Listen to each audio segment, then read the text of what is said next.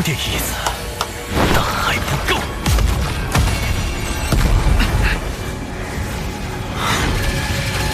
床下神国。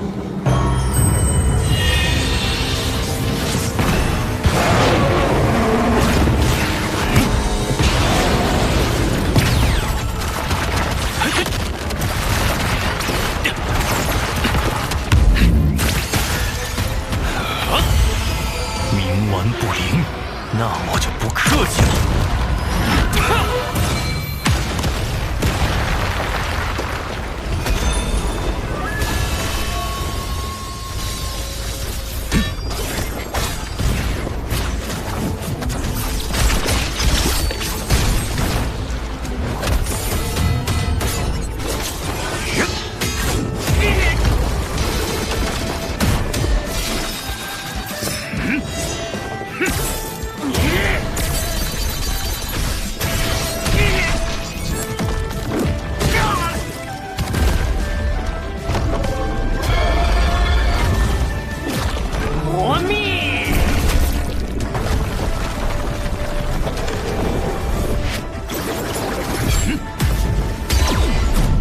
一尺定乾坤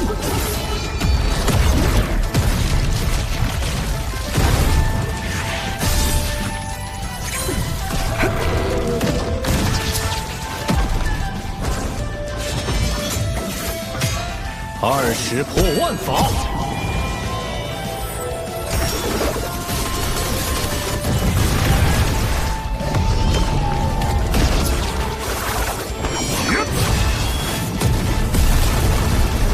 两国交战，不斩来使啊！乾坤归一，3尺。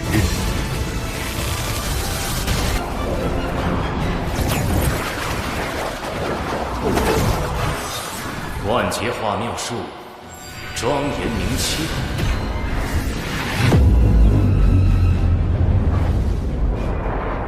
一度。 目不识恶物，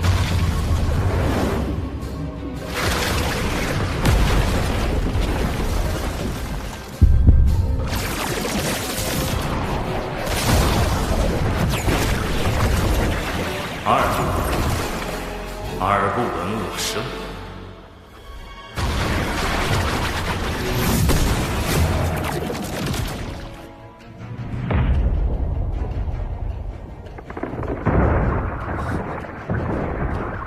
他想封闭我的五感。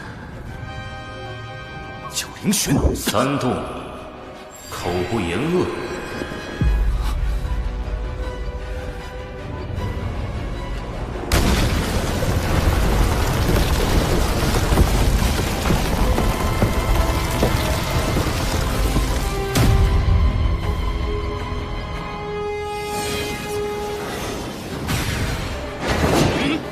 大法师。 得罪。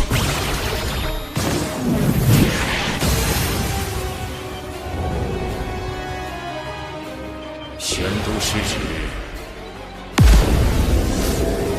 静心无真知，一臂万气，剑气清平。啊，是截教通天教主的清平剑。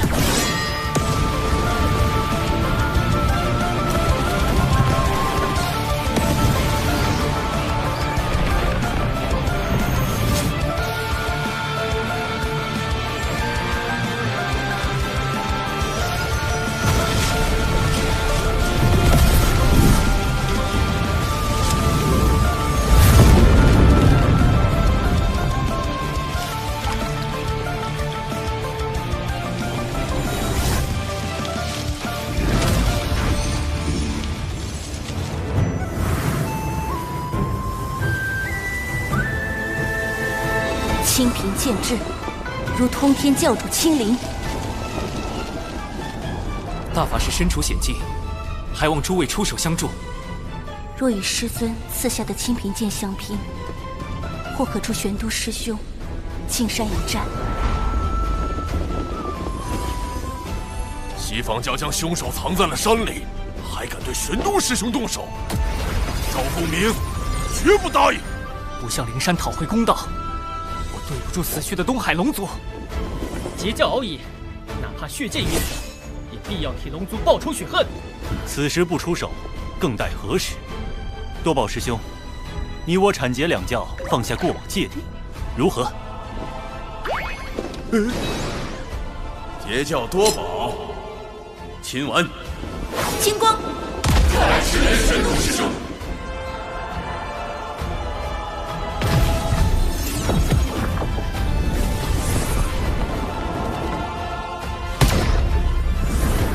阐教广成子，奉师尊元始天尊之盘古幡，问责海眼事宜。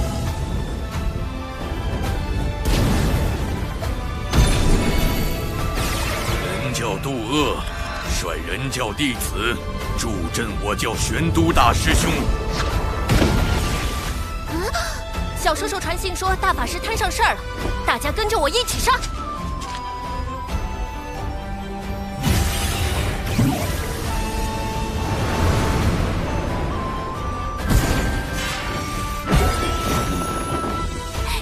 师兄冲啊！冲啥呀？我们是来凑人数的，真打起来可别犯傻。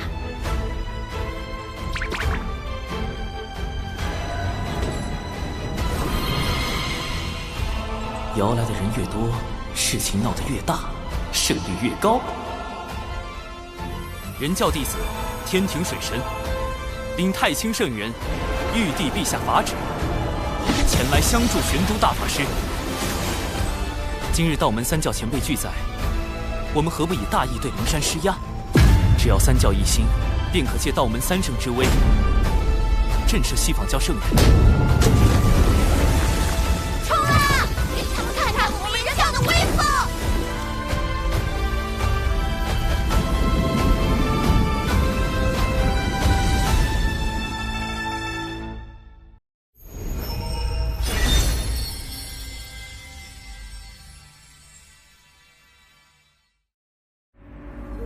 人阐结三教弟子，居然都来了。历来劫难，道门三位师兄皆作壁上观，而今观获西方大兴，他们倒是坐不住了。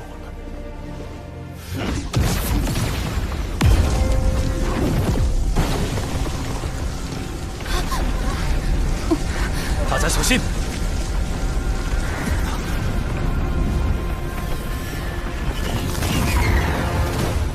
二教主，尊提圣人的法相，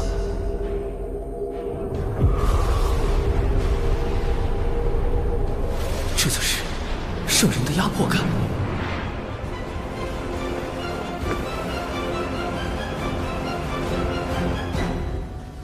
二教主，道门欺人太甚，玄都大法师闯我灵山在先，三教弟子大张旗鼓来犯在后。他们这是要联手打压西方教，扬道门声威啊！此言差矣，玄都师兄前来是为缉拿与元图剑开启海眼的真凶金蝉。仙子凭何断定元图剑在金蝉手中？又如何证明他开了海眼？你把金蝉交出来，我等搜魂一遍，真相自知。污蔑金蝉的是诸位，自然该由诸位拿出证据。若拿不出，还请二教主为我等做主。好个白莲，他故意偷换概念，把缉拿海眼凶手之事说成是道门挑衅西方教，就是为了给尊提圣人铺路，让他随时可以弑杀冒犯圣人的三教弟子。大法师，我有一个计划，趁尊提圣人将心神放在此处，我潜入灵山捉出金蝉，请大法师务必吸引住圣人的注意力。捉蝉就捉蝉，躲着干啥呀？没怂呢！小苍，本事嘛没啥，偷都进偷来。尊提圣人用法阵遮阳了整座灵山，若强行突破，只怕要惊动他。小事体，屠老大别冲动。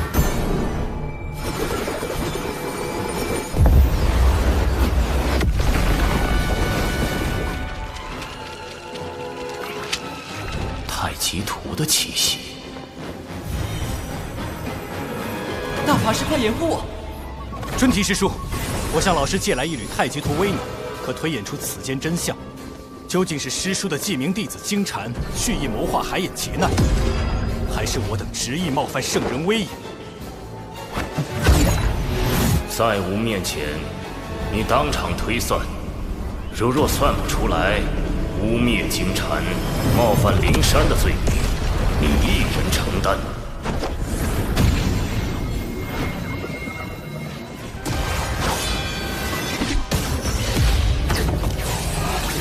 依太极图推演，的确是原图鉴祸乱海眼，但这与小金蝉何干？大法师，你如何能证明操纵原图鉴行凶之人是金蝉？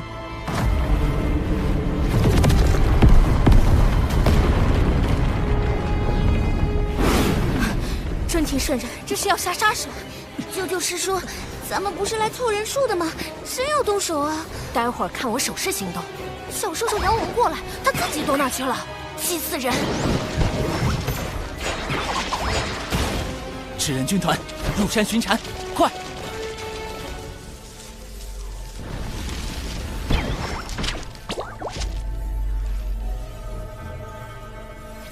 找到了！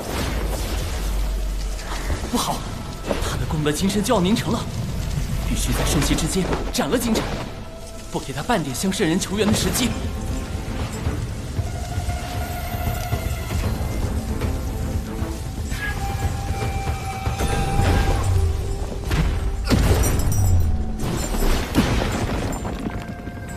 你是何人？我乃玄都小法师，奉太清圣人之命来杀你。人教太清圣人的开天至宝太极图，太清何时又多了位弟子？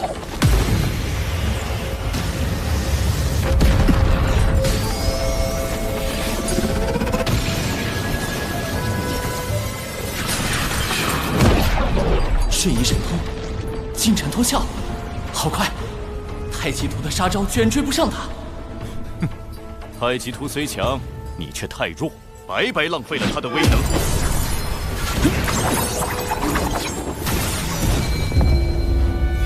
一气辟乾坤，混元小世界。凭空划破乾坤，开辟混元小世界，这就是大罗级别的神通吗？开！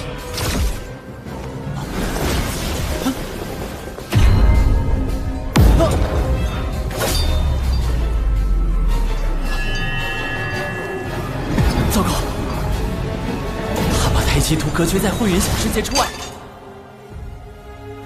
只能靠自己了。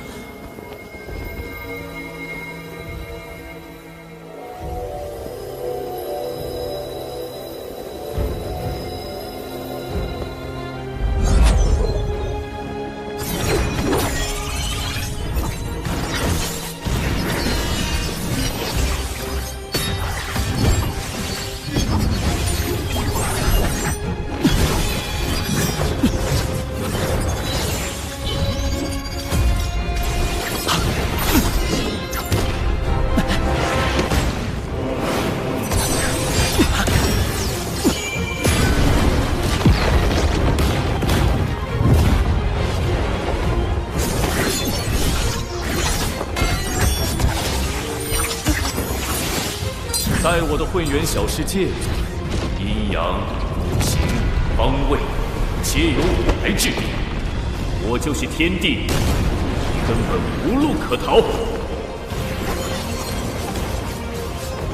必须得破了这个混元小世界。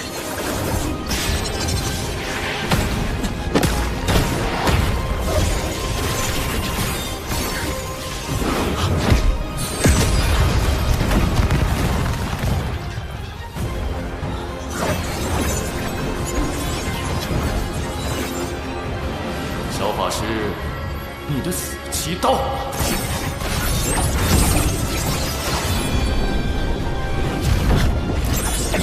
72金仙境纸人，出！这些纸人，不对，你不是小法师，你是水神。纸人1队顺时针方向运动，纸人2队逆时针方向运动。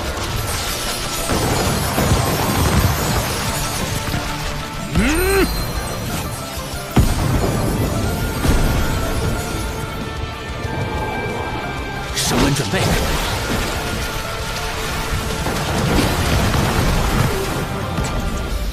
铁速，提到光速，瞄准，撞击。这是什么？分明是指人对撞，却能在瞬间产生出堪比太阳星的能量。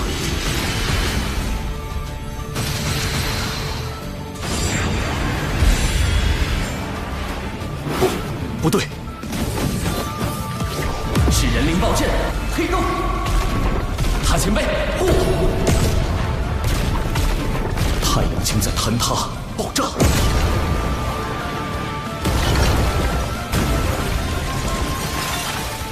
我的混元小世界要被撕裂了。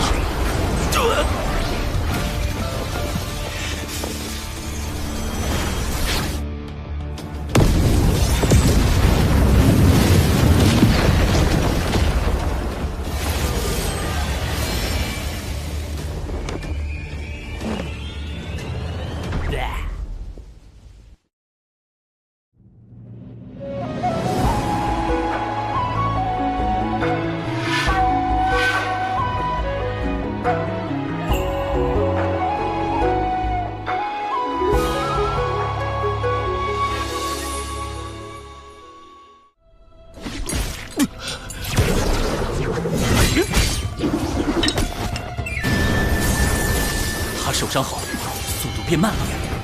趁现在，胡老大！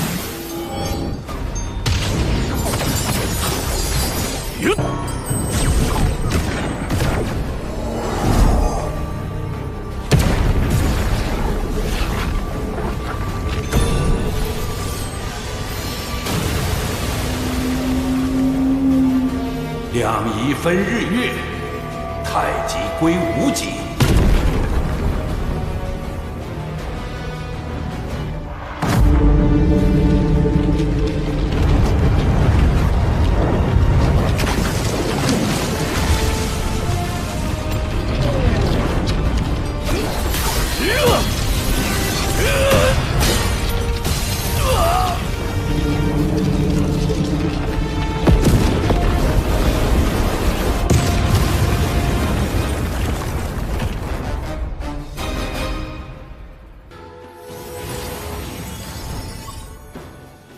还没死透，赶紧补刀！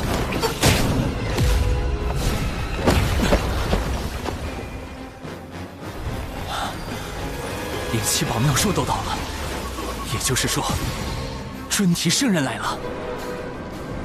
妄造杀孽，扰我灵山清净地，你好大的胆子！玄黄塔，太极图。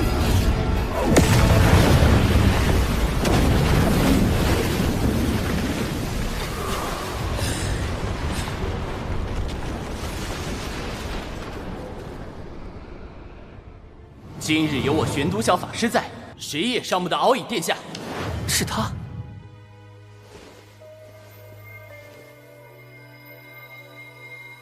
尊提师叔，元图剑残片在此，足以证明金蝉就是操控元图剑引发海眼之乱的罪魁祸首。事关海眼劫难与天下苍生安危，还望圣人严查，切莫被金蝉这个心术不正的鸡鸣弟子所累，污了圣人威名。尊提，你敢当着三教的面杀人灭口吗？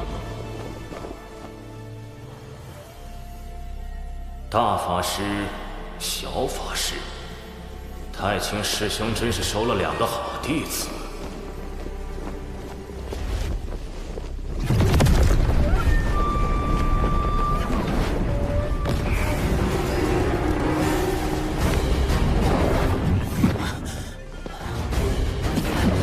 我们被圣人的力量逐出了灵山。既是列图生事，吾自当施以惩戒，让他为我西方教大兴现出法身。今日之因果，随着列图消逝，一并了断。圣人的力量好恐怖！那位玄都小法师真厉害。竟敢打进灵山，落圣人面皮。倒是不知他和玄都师兄有何渊源。孙生子，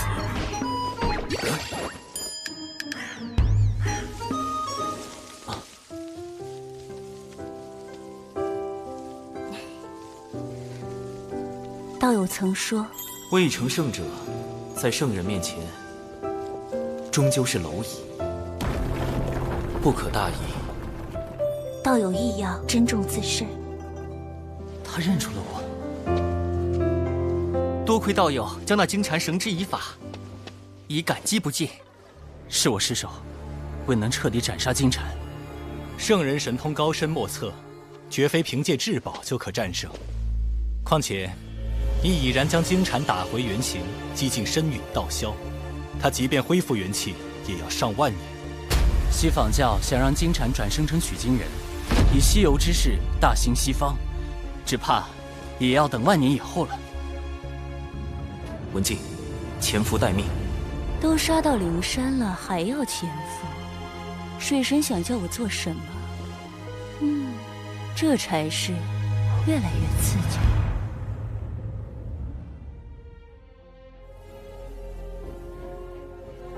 哪怕有功德保持温养，也没有丝毫生气。小金蝉彻底废了，道门这是要毁了我西坊教大兴的机缘。如今道门已至巅峰，往后必是由盛而衰。见证这般强大的道门渐渐淹没于洪荒的尘埃中，岂非幸事？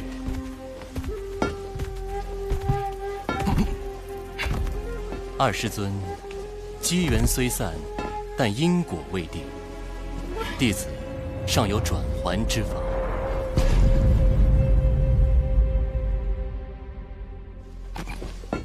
谛听，谛听，聆听万物心意。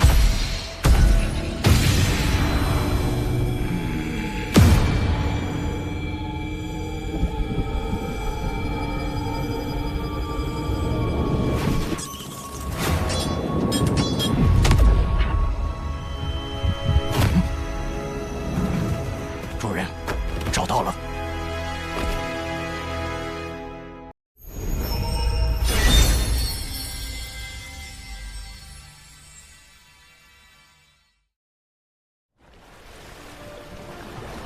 灵山一战虽未能斩杀金蝉，但亦震慑了西方。长庚爱卿辛苦了。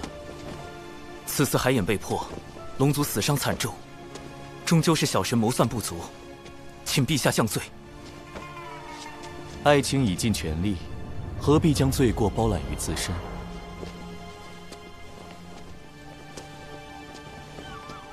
若要论罪，此战罪在妖庭余孽祸乱生民，罪在西坊教仗势欺龙，更罪在天庭势单力薄，给不了可用之力。陛下，不久后，吾便会去下界历劫，届时天庭事宜会暂交王母处置。如今天庭刚刚步入正轨，又有妖庭在旁虎视眈眈，陛下此举无疑是将自身与天庭置于险境。小神斗胆，您可是有不得已的苦衷？果然，瞒不住爱卿。海眼破开之时，按天道之意，必须由龙族以命取天。哪怕龙族已归顺天庭，却还是得不到天道的垂怜吗？天庭本应顺应天道，但吾以功德金身镇压海眼，违逆天道，自当受到责罚。可陛下此举，庇佑了无数生灵，如何能……这就是天意，这就是天道。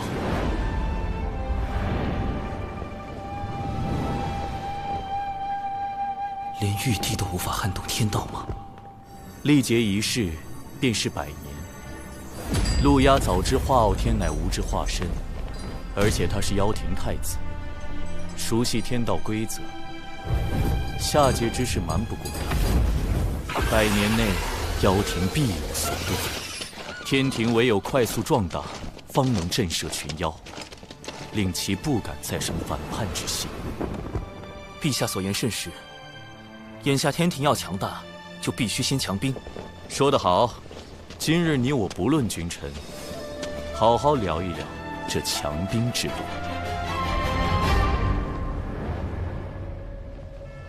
昊天私自动用功德金身填补海眼，必会被罚去下界。上次道祖红军拦我，是为保护昊天，而今昊天将暂离天庭，正是妖庭举兵伐天的大好时机。东西何时能炼成？尚需100年。100年？那时昊天早已归位。不行，此物关乎伐天大计，必须设法尽快炼成。西榜教地藏前来拜会渡鸦太子。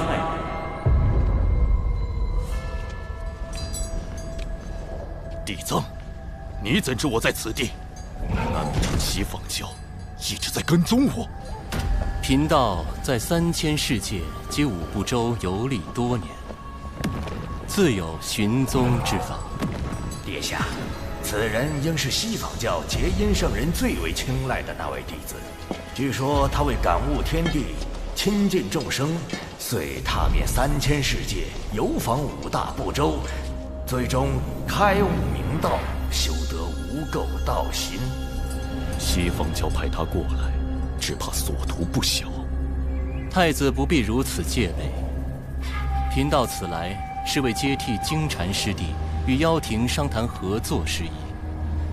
我灵山需要借妖族之名义，以报天庭道门所辱之恨。我与西方教的合作，并非互帮互助，而是各取所需。要让妖庭冒着被多方势力针对的风险，灵山能给什么？太子记挂的那件东西，贫道有一法，可助其早日炼成。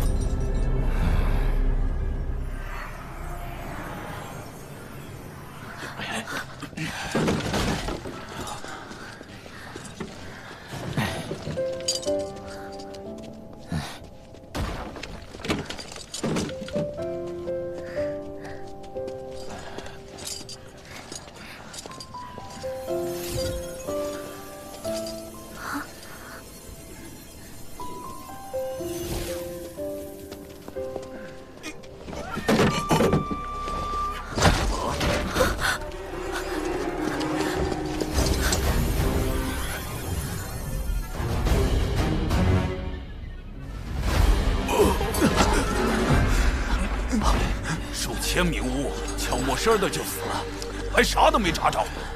再整下去，咱6道府的屋全没了。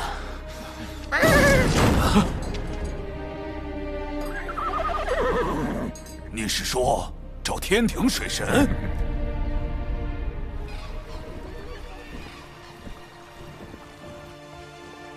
与陛下促膝长谈，总算完善了招兵计划，但高端战力空缺仍是大问题。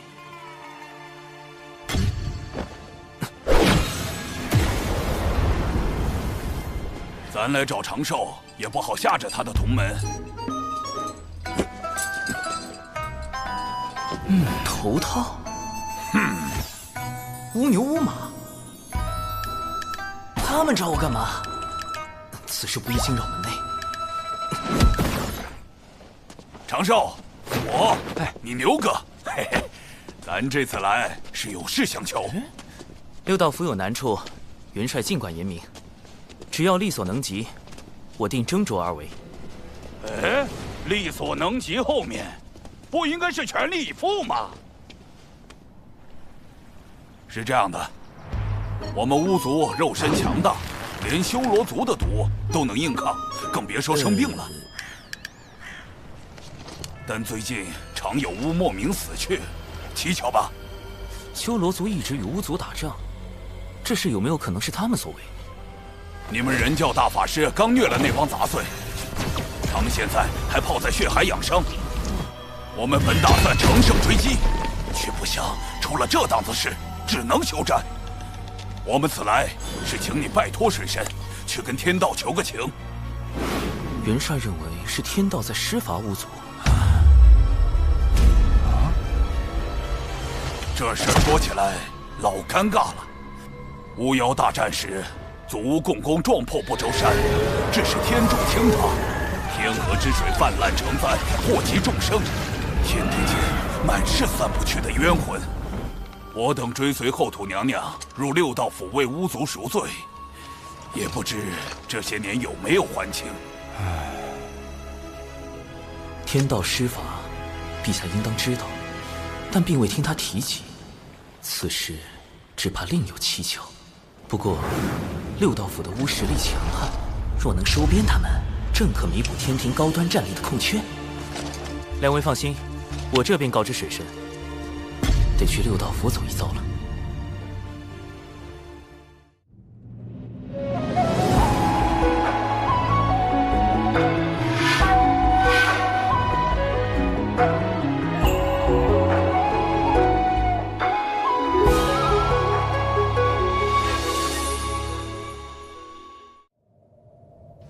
今日做兄弟，转生不必急。六道府欢迎水神。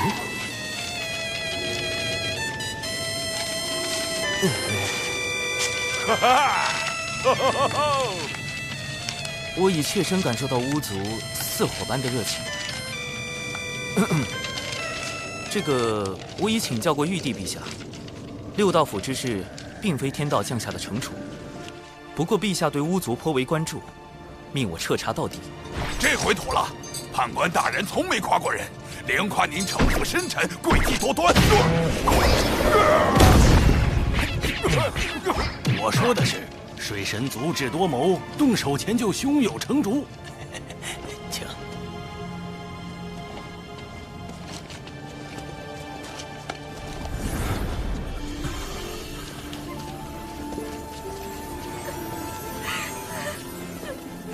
那乔也有巫出事了，快！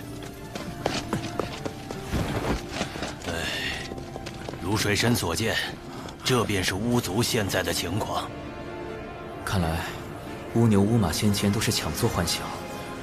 巫族的情况实在是不容乐观，没有外伤，也并非病症，这些都是突然就死了吗？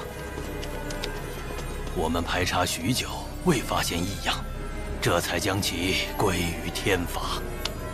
这种情况持续了多久？最先出问题的是哪些巫？约有月余。最初只是些寿元将尽的巫，但后面死的远未到人书生死簿中记载的寿数。此事确实透着诡异，眼下只能一个个排查了。诸位，请检查一下六道府的水源、食物以及制衣材料，可有投毒迹象？出问题的是整个六道府，要覆盖如此大的范围，只有阵法。六道府内可有阵法痕迹？可否带我去看一下那些巫的死亡地点？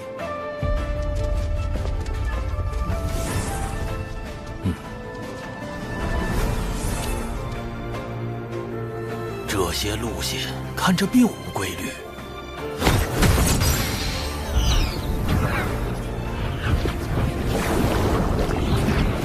这里怎么会有精魄？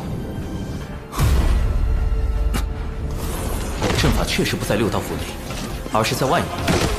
那些巫的精魄经由地脉，被阵法吸到了别处。我进去探查，这里便交由各位了。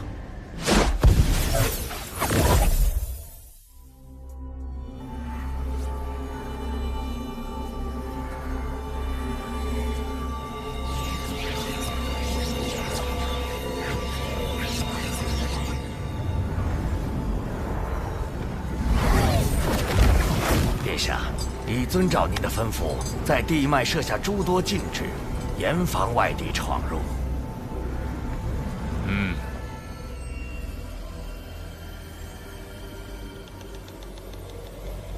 这条地脉是唯一一条连通六道府所有地脉的主干，巫族精魄也都归于此脉。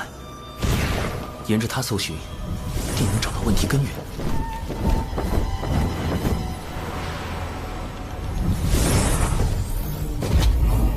地脉中怎么有一股奇怪的道韵？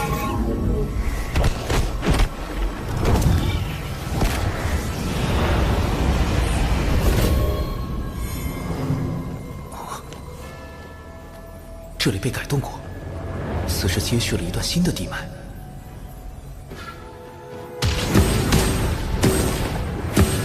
是引导神识探查的禁制。方才那股道运是故意放出去的。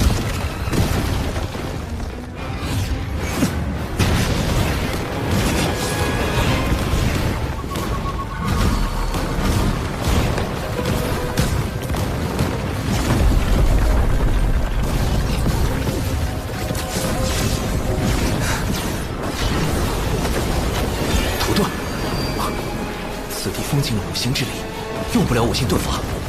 地脉是唯一的线索。 无论如何，必须在它消失前到达终点。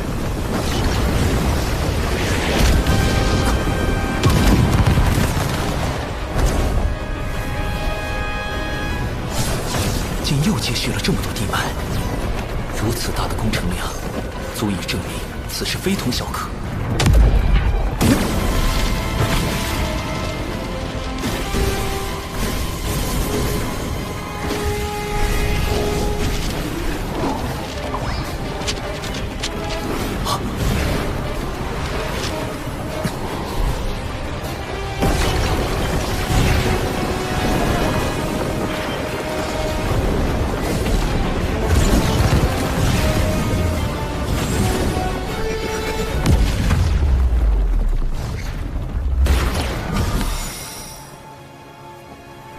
找到了，这么多巫族精魄，幕后黑手究竟想要干什么？神识被隔绝在外，看不到阵内，如此，便只能借太极图一关了。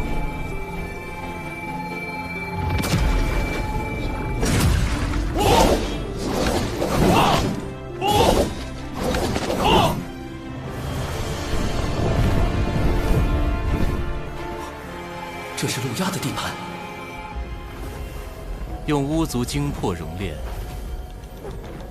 速度比以往快了数倍，距离成剑还需数倍。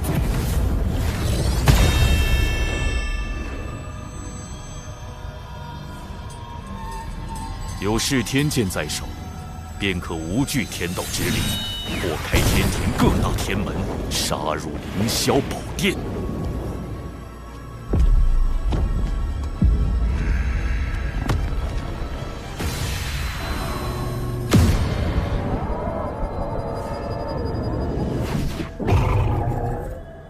主人，水神来了。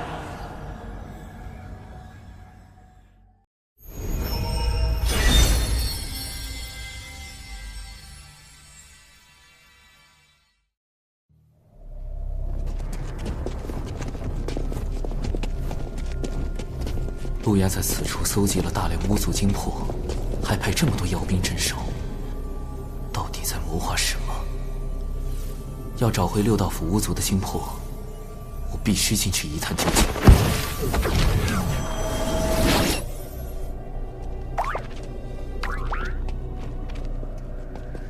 殿下来讯，谨防有人擅闯大阵，都给我警醒点儿。是，是。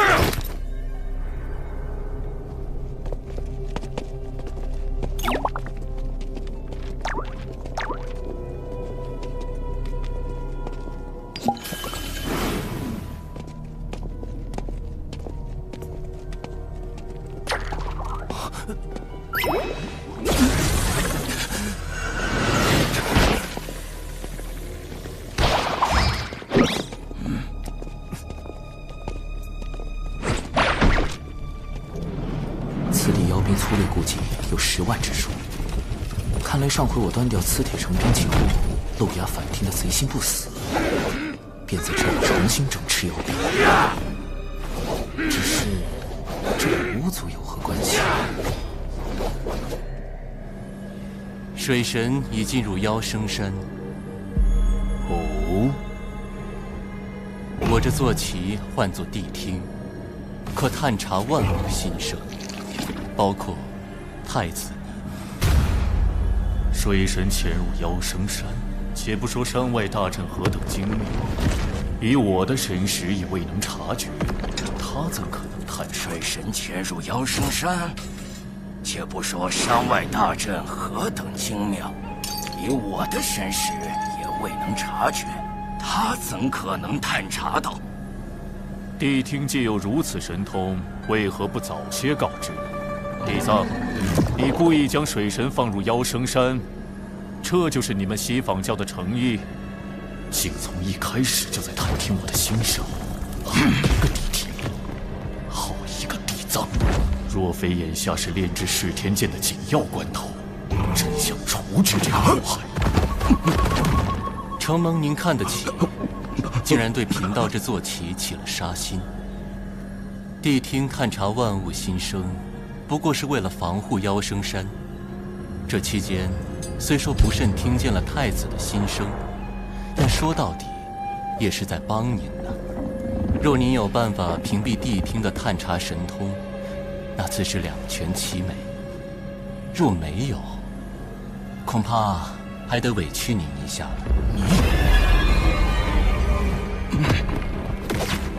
主人，太子，水神已到祭坛外。殿下，我等特来回禀巡查情况。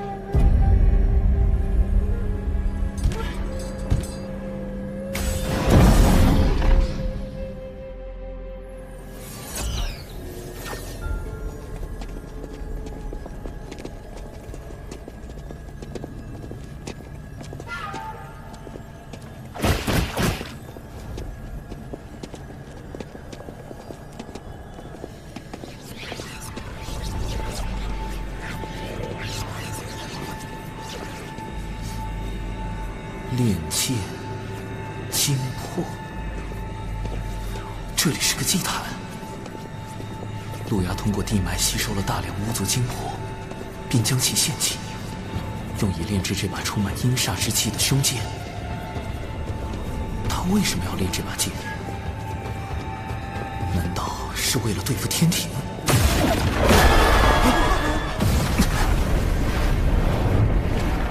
路亚，他竟然在这儿！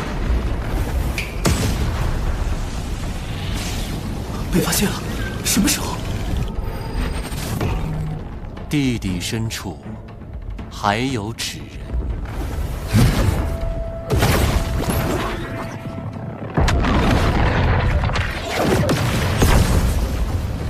不好！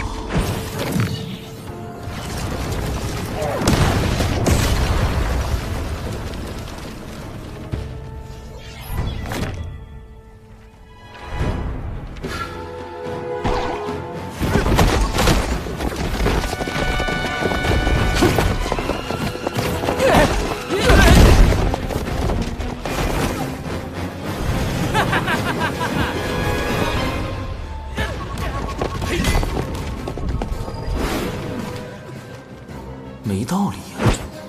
路亚的神识再强，也不可能找出纸人所有的藏身处。他怎么使？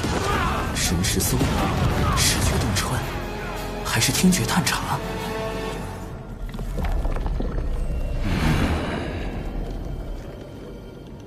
路亚旁边的一人一狗，看着装颇具西方教风格。莫非是京城的妓院？西方教派来与路亚接洽的？西方教听觉探查，难道？糟了！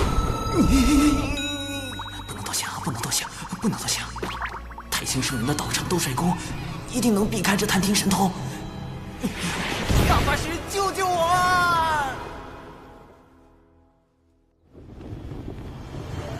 地藏，我这就用太极图推演一番。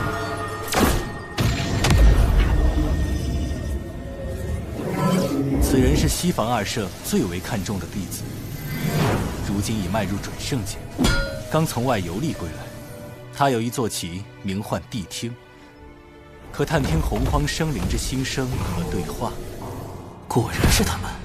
一想到西方教有善探听者，我便立时想到谛听。此兽的探听神通极其厉害，《西游记》中他就曾凭此神通辨别真假猴王。也难怪我的纸人尽数暴露了。大法师，谛听的探听神通可有办法应对？他头上的那只角，应是其施展神通的关键。角？难道是类似于信号发射器一类的东西？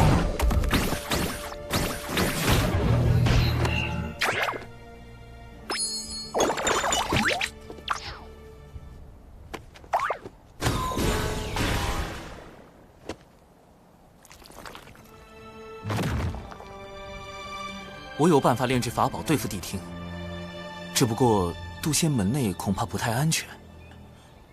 你小子，不就是想在兜帅宫炼法宝吗？放心吧，老师此前已叮嘱过我，你若想用紫金八卦炉，尽管用便是。传闻除太清圣人外，只有大法师用过紫金八卦炉。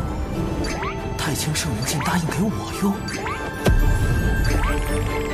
我原本只想留在兜帅宫躲避谛听探查，没想到太清圣人竟然那么大方。不止如此，太清圣人将紫金八卦炉借给我，代表了他对陆压炼剑之事颇为重视。看来此事不仅仅是涉及巫妖两族恩怨那么简单，背后恐怕另有隐情。谢太清圣人，谢大法师。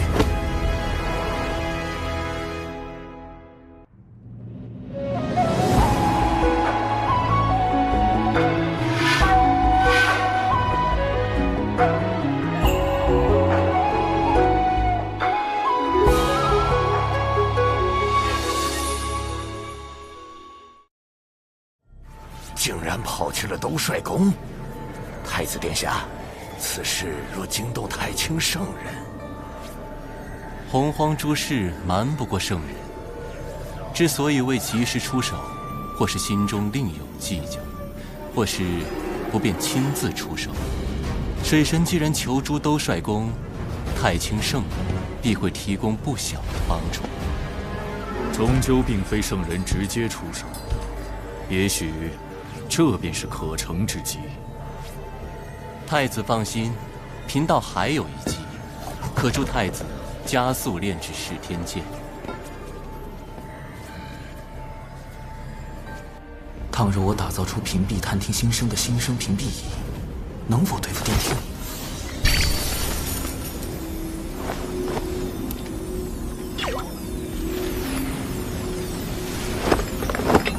师兄，不好了！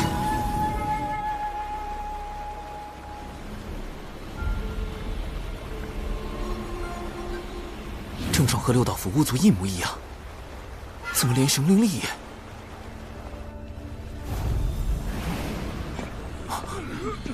熊寨怎么也出事了？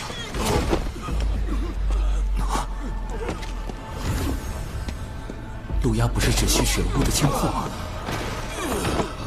为什么连熊寨也……他身上怎么有巫的气息？我懂了，怪不得熊寨寨民和熊灵力的身形如此伟岸，因为他们是巫和人的混血后裔，体内有巫的血脉。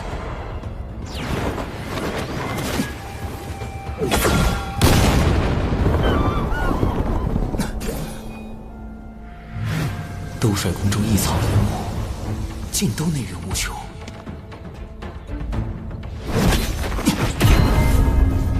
地藏和谛听应该是强化了祭坛，通过地脉吸取了更多精魄。再这样下去，不止六道府，整个熊寨乃至熊灵力都会有灭顶之灾。要阻止陆压炼剑，拯救巫族，必须先尽快打造出心声屏蔽仪，否则我的每一步将被陆压知晓，那就永远失去了获胜的可能。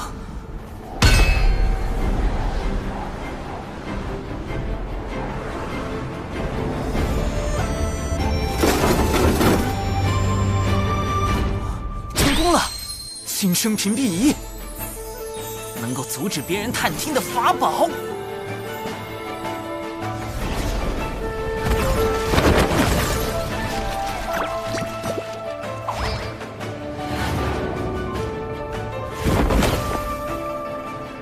殿下，谛听已经很久未听到水神的心声，看来他是躲在兜帅宫内，不敢外出了。哼，谅他也不敢轻举妄动。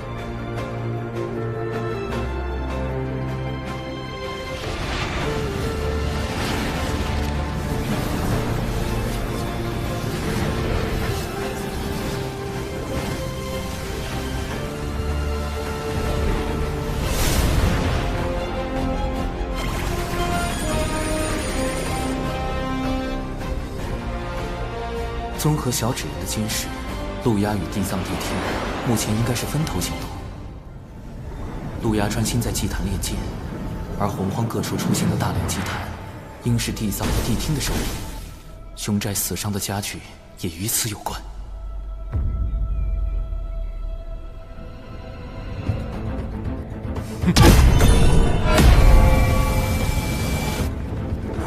眼下重点仍然是阻止陆牙炼剑。陆牙现在半步不离祭坛，我不可能在他眼皮子底下动手脚。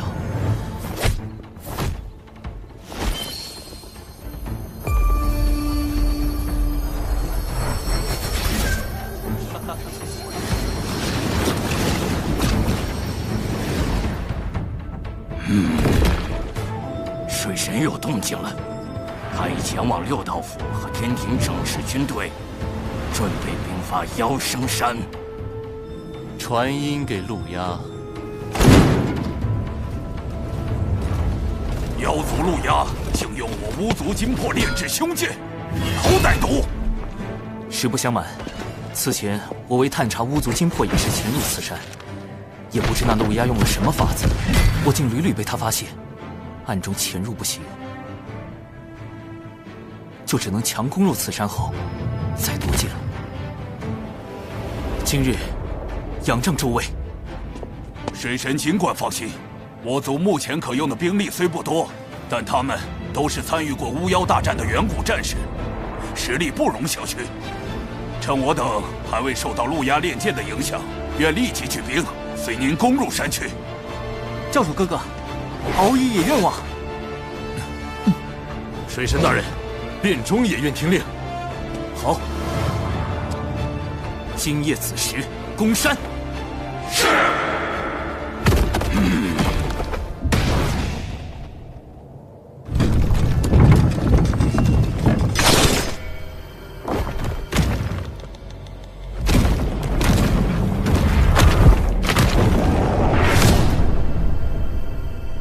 今夜子时攻山。殿下，水神这是走投无路，要明抢了。妖生山内兵力充足，我陆压何惧不战？这么久没听见水神心声，这下却突然要攻妖生山，谛听，你不觉得奇怪吗？主人，谛听不可能听错。如果他故意让你听错了，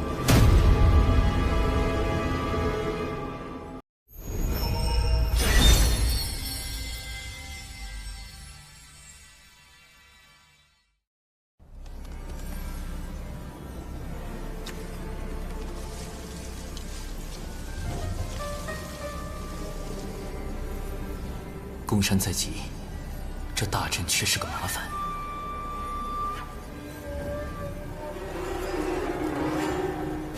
有敖乙在场，倘若我用太极图，恐怕会有掉马甲的风险。毕竟太极图和玄黄塔是玄都小法师的标配。此山外大阵十分精妙，难以攻破。我有一计。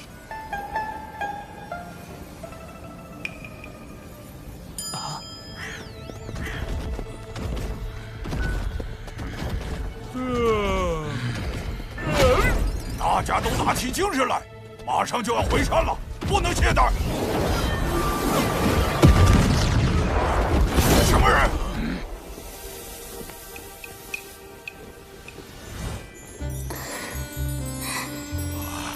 世间竟有如此出尘绝艳之女子！乐儿，莫要任性，随我回天庭复命。我的姻缘，我自己做主，我才不回去。这可由不得你。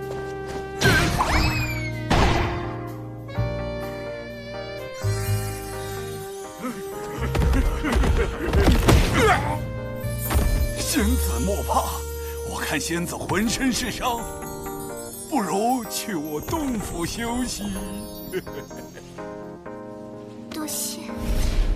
哼，敖乙兄，记住，现在我是兄妹，你叫科勒尔，我是你的哥哥，名叫……得取个姓柯的名字，最好能响亮点儿。柯什么呢？有了，江南七怪之首。我叫柯震恶，届时我与你配合，以4级接近妖兵。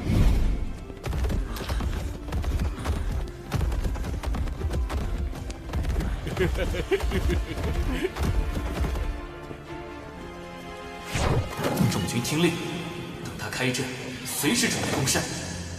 是。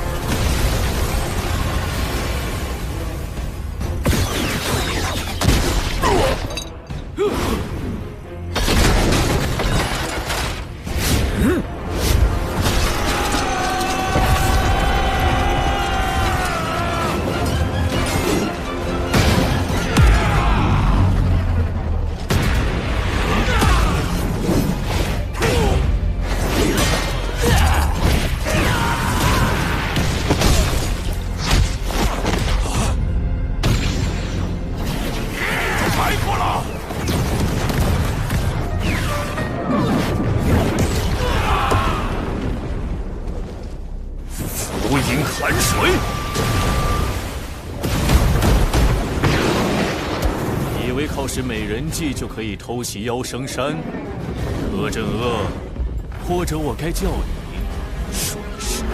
教主哥哥，他是怎么知道我们计划的？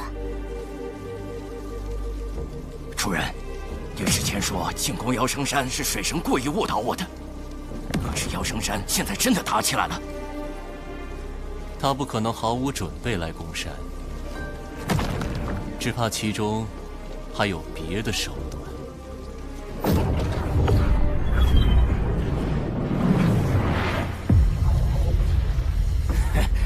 已经感受到了浑厚的盘古之力，噬天诀很快就要练成了。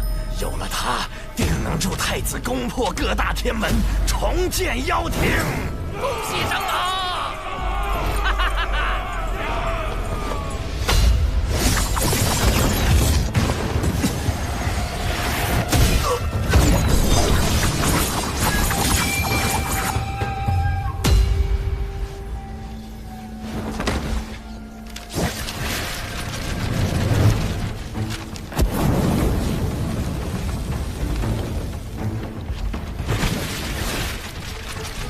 巫族乃盘古尸身所化，路牙通过性疾巫族精魄炼噬天境，是想借盘古之力对抗由天道之力所庇佑的各大天门。啊，那些是巫族的。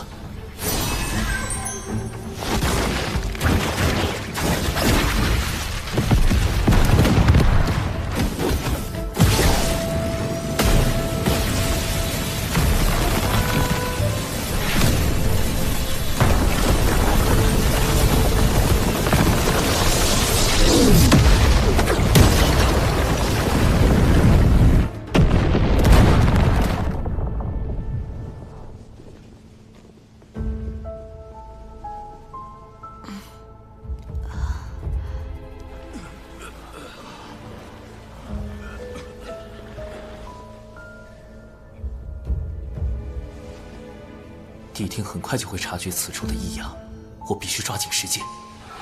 此剑关乎天庭，我不仅要终成一剑，更要将其夺回。不好！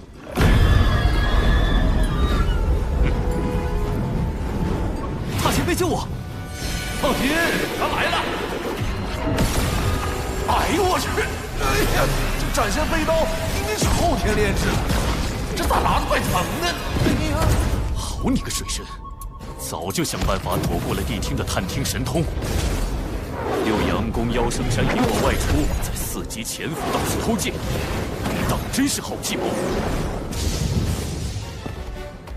一面设法躲避我的探听神通，一面又透假消息给我们。主人，这水神的心眼子跟你一样多。不，他比你多。能遇上这么一个对手，倒也是一桩幸事。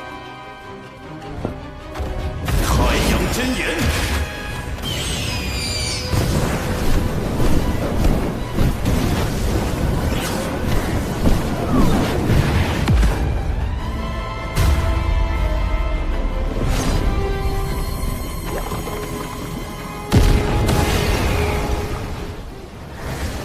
太子，您先设法夺回噬天剑，贫道在此处重建祭坛，等您会合。这个西方教，关键时候一点用都没有。主人，你是让陆压自求多福吗？妖庭与西方教并非互帮互助，而是各取所需。这可是陆压亲口说的。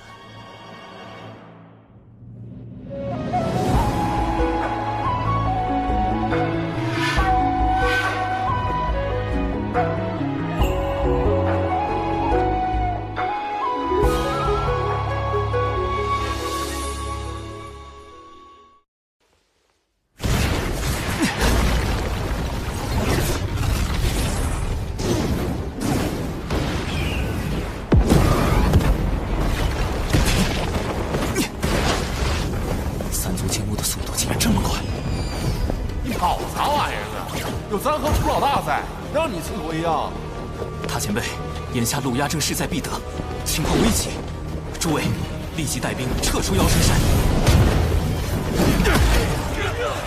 这时候撤，我们才刚打了没多久啊！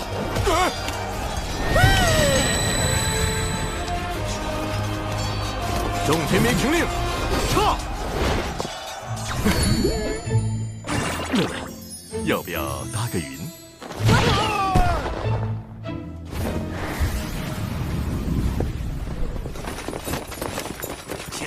巫族联手也不过如此，快追！所有人已经安全撤离。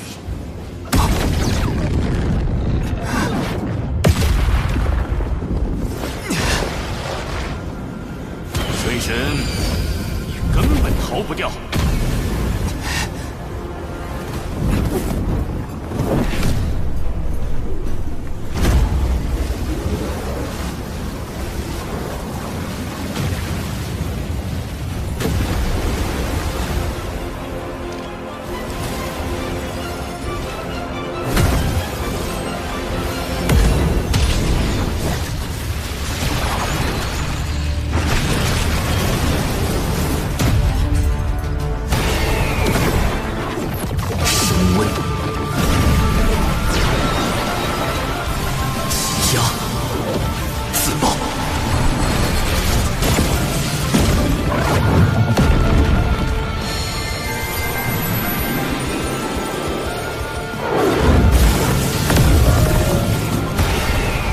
人灵暴阵，核爆，起！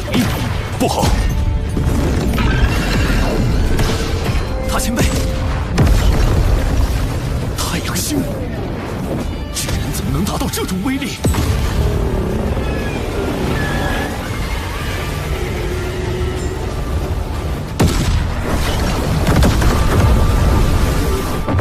上次杀金蝉后，我将纸人灵暴阵进一步改良。将自爆纸人通过高强度压缩的方式挤压进球中，以达到更强的挤压爆破效果。知情轰怒此山后，我便立刻安排了大量小纸人在山内埋下灵爆阵，看起来效果还不错。若能灭妖生山内10万妖兵，必能把天庭百年安稳。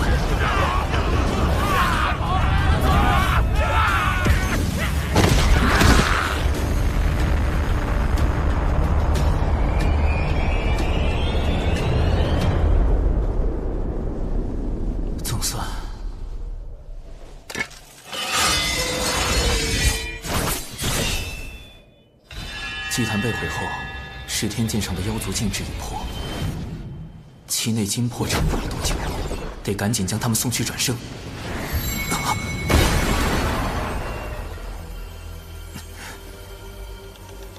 五行运生，聚灵合一。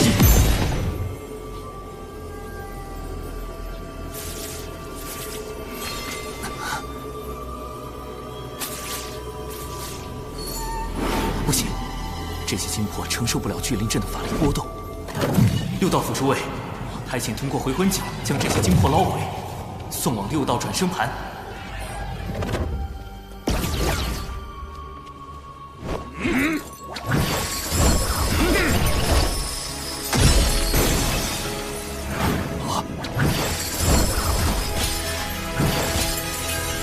快停手！尸神，这些精魄太虚弱了，聚魂所处之则散。怎么办？对了，还有酝酿精魄的丹药，还是不行。莫非这一次我要失信于巫族？不，一定有办法的。这些精魄太过脆弱，什么东西不会影响到他们？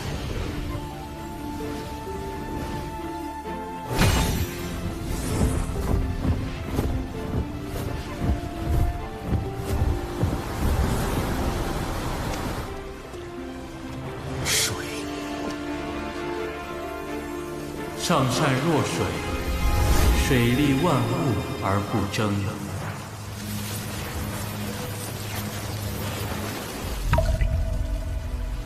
天下莫柔弱于水，而攻坚强者莫之能胜。弟子明白了，谢太清圣人传水德之道，虽无法离开水的庇护，但精魄未灭，尚有转生之机。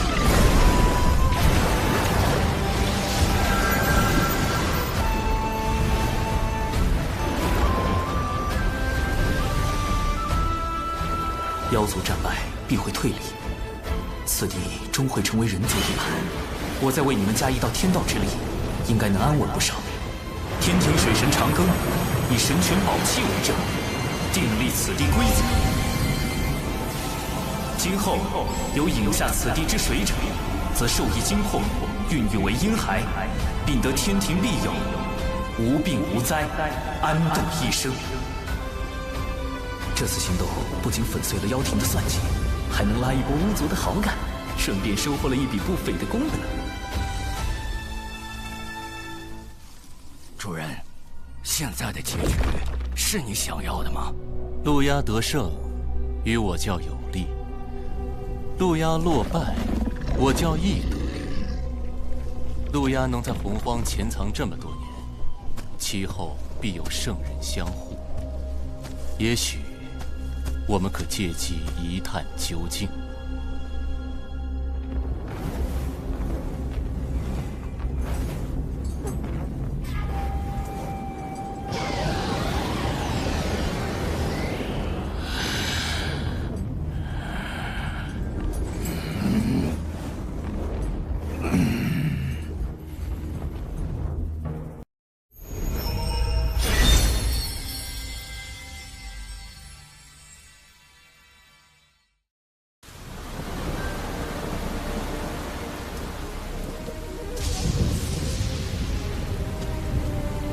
陆压太子，你既已离开圣母宫，私逃回五部洲，便是无意再受圣母娘娘庇护，如今又为何回来？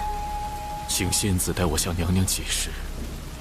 陆压深感昔日恩情，若非娘娘出手，我早已亡于巫族大义剑下。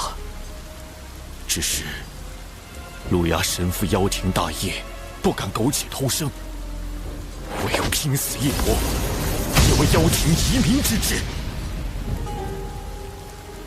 圣母娘娘有言，太子一日不放下过往，她一日不再见你。太子，请回吧。巫族射杀我兄弟，逼死我父母，我向他们报仇，有错吗？那天庭水神灭我妖生山10万妖兵，我妖族难道天地不容？该当此决。求娘娘为我，为妖族指条明路。唉，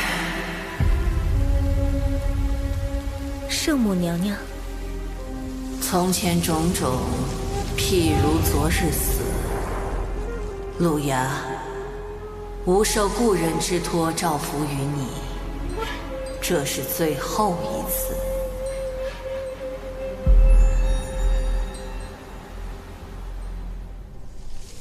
主人，路牙为何要用装可怜的手段？哼，手段罢了，能达成目的便是好算计。主动示弱，就可唤醒圣母女娲的故人之情，还可借圣母之手铲除水神，何乐而不为？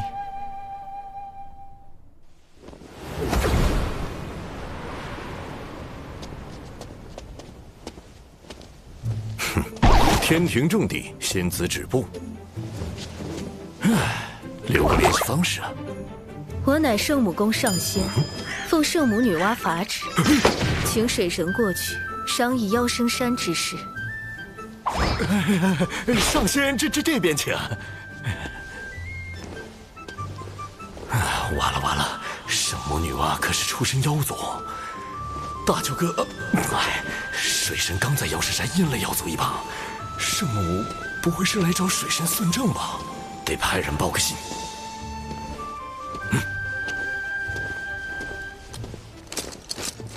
长庚爱卿此番大胜，不仅得巫族之心，未来可将巫族纳入强兵计划，更重创10万妖兵，令妖庭余孽一蹶不振。而今，吾方能安心下界历劫。报！圣母传来旨意，命水神前往圣母宫商谈妖生山事宜。女娲师姐早已得到超脱，素来隐居天外，竟指明要找长庚爱卿，恐怕来者不善啊。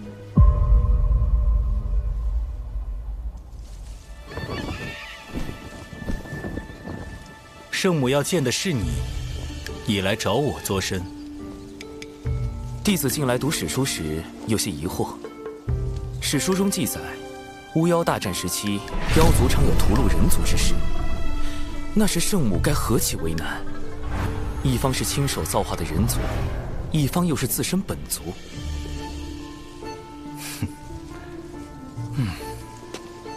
我猜你真正想问的是人族与妖族起冲突时，圣母会偏帮何方吧？果然瞒不过大法师。圣母乃是6圣中与天道关联最深的圣人，从不插手世间族群纷争。你呀，莫要胡乱揣摩圣人心意。也就是说，以往圣母既不帮人族，也不帮妖族，那她现在为妖生山之事下场，明显是要为路亚出头。路亚定对圣母有着非同寻常的意义，能与她匹敌的唯有……啊，大法师，您是圣母亲手捏的第一批人族吧？不错。大法师许久不见圣母，一定很想念吧？不如……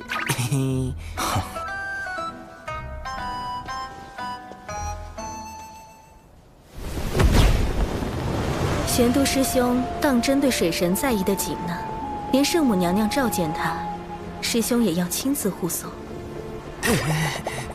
我多年未曾去圣母宫中拜见，这次刚好有机会，便一同去了。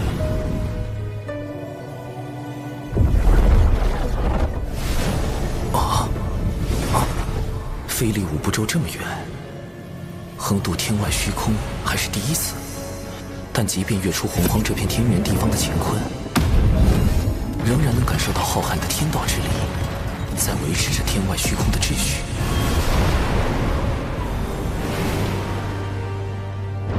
前方便是圣母宫。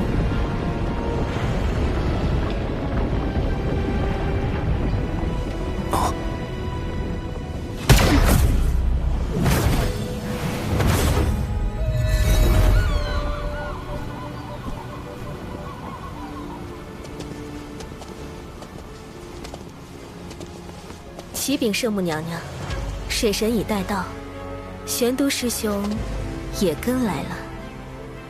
玄都去别处玩耍，吾只见水神一人。玩耍？只见我？圣母这是几个意思？有什么话题不能当着大法师的面聊吗？长寿小心，宫殿内有路亚的气息，我会在暗处为你护法。切记，勿要冲撞圣母。玄都大法师的面子也不顶用了。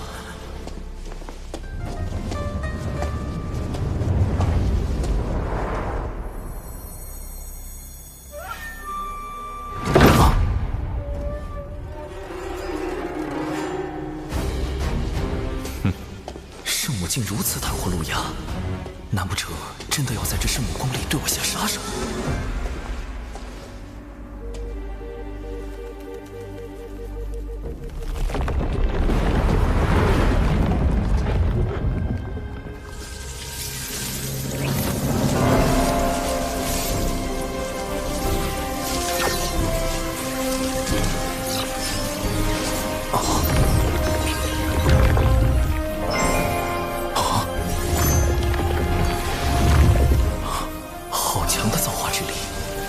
生机瞬间充满了整座宫殿。这个女子就是圣母女娲。娘娘，灭杀10万妖兵的柯镇恶，就是这个天庭水神的化身。破我妖生山大阵的，就是他妹妹柯乐儿。请娘娘为妖族做主。各族消长自有定数。人妖之争自有定理，不必多提。路亚，退下吧。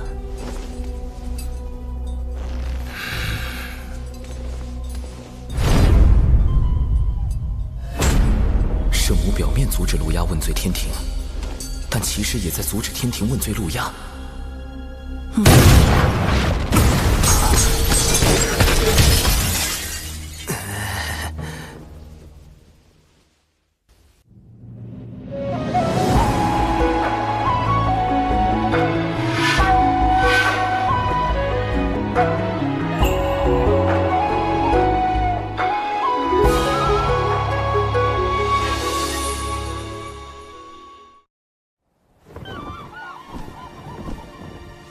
见过圣母。水神不必多礼。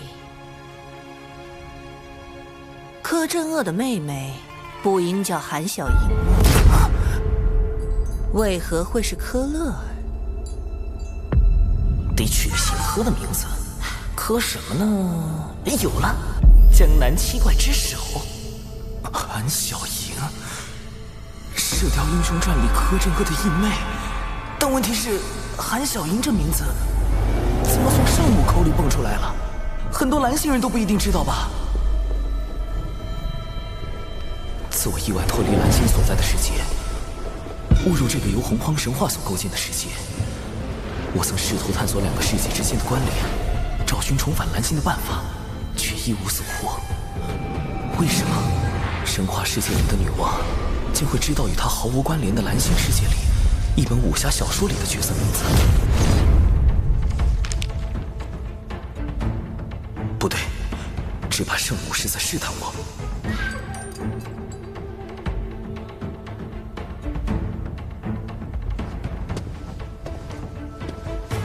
科勒尔乃是敖乙将军给自己所取的化名，小神为与他配合，达成卧龙凤雏之计，故而取名柯镇恶。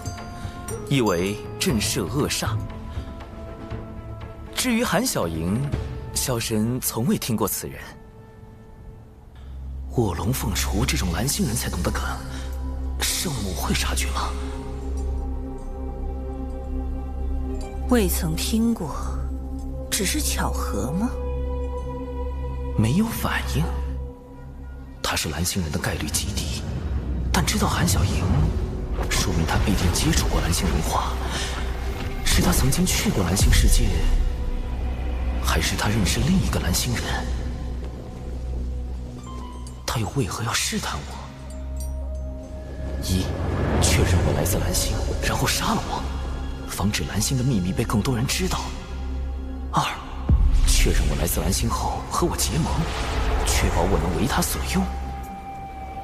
木秀于林，风必摧之。无论是哪一种，都会给我招致灾祸。保险起见，绝对不能承认我是蓝星人。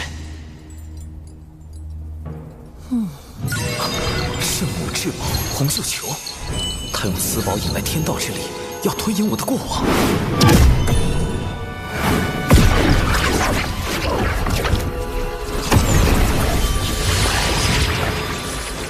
一股极其强大的威能将太极图镇压，比六圣之首太清更强的只有道祖了。老师，道祖也希望圣母查我吗？还是说，道祖也想确定我的身份？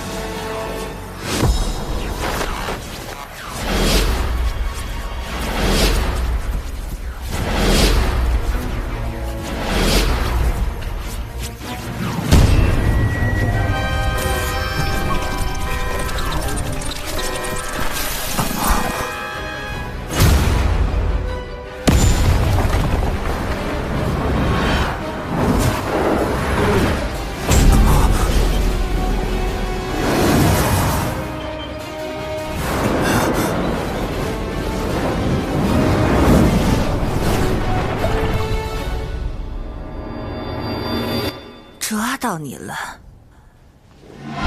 底牌被掀翻了，救命！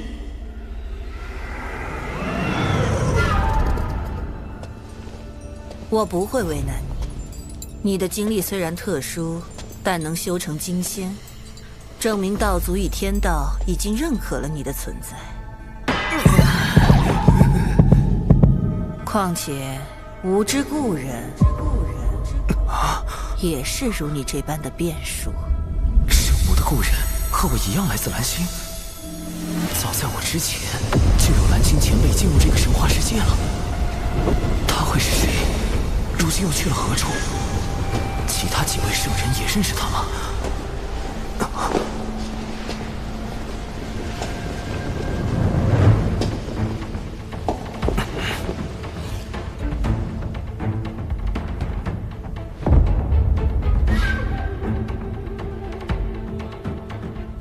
圣母，您的故人……水神如此聪明伶俐，大可自己去猜。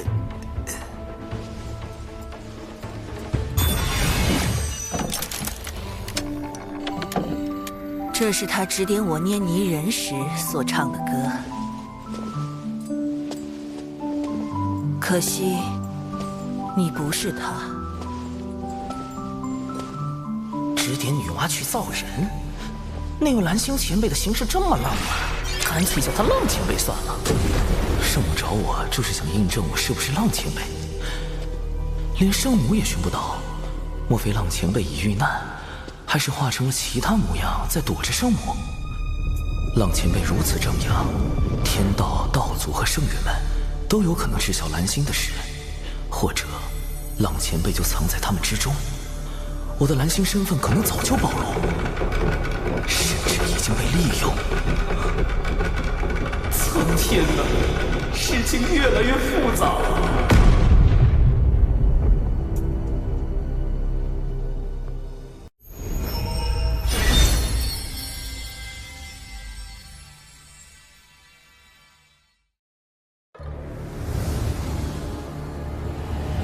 若圣母想要寻找故人，小神可奏请玉帝陛下，天庭众神定竭力相助。不急，你今日欺瞒我，要想不追究你的罪过，需为吾完成一件要事。果然来了，确认我是蓝星人后，圣母要发布秘密任务。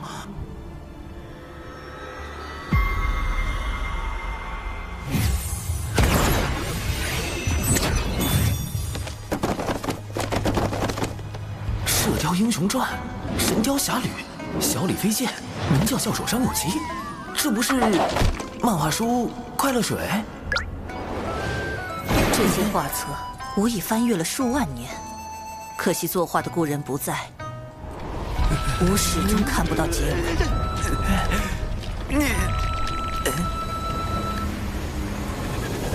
待水神为所有画册续完结局，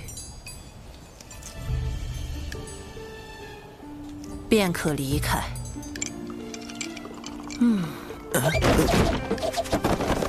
冷前辈把宅文化也传给圣母了。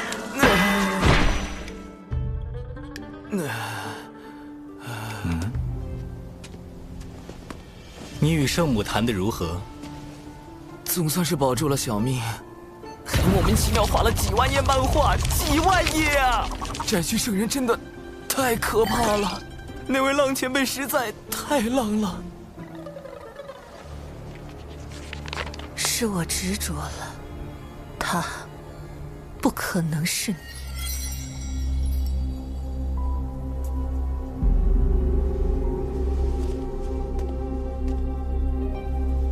圣母是在拜师道祖后才造化出人族。那时与圣母密切交往的大能，有他的老师道祖红军，和他的师兄道门三圣。那位故人，莫非就在这4位之中？道门三圣里，明面上最像浪前辈的，就是太清圣人。他知晓未来文道人的反叛，知晓封神大劫，乃至西游。而且他还将玄黄塔太极图放入我心神之中，既是保护，也是监视。恐怕他早已看破我是蓝星人。劫难将至，生机在天。难道他当初召我入兜率宫，就是想利用我的蓝星记忆来办事？至于圣母的老师道祖红军，他的确有资本指点圣母去造人。而且，世间兴衰，各行其路。路亚，勿要强逆天命。路亚袭杀玉帝时，道祖虽出言劝阻，却未曾追究罪责，似有维护之意。道祖也希望圣母查我吗？还是说，道祖也想确定我的身份？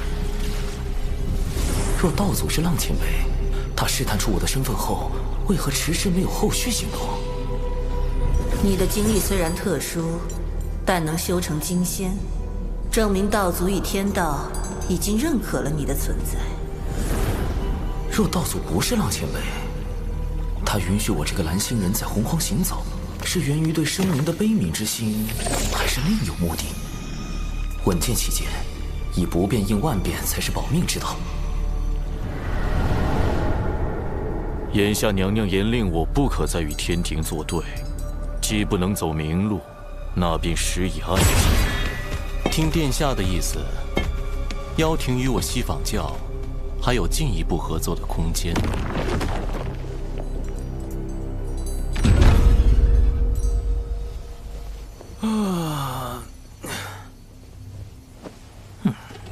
若水神已从圣母宫归来，还请速往天庭，陛下有要事相商。长庚爱卿，此次女娲师姐召你前去圣母宫，可有为妖生山一事责怪于你？圣母深明大义，非但没有怪罪小神，反而对小神多加勉励。有女娲师姐约束，路亚应当会有所收敛。吾也可安心下界历劫。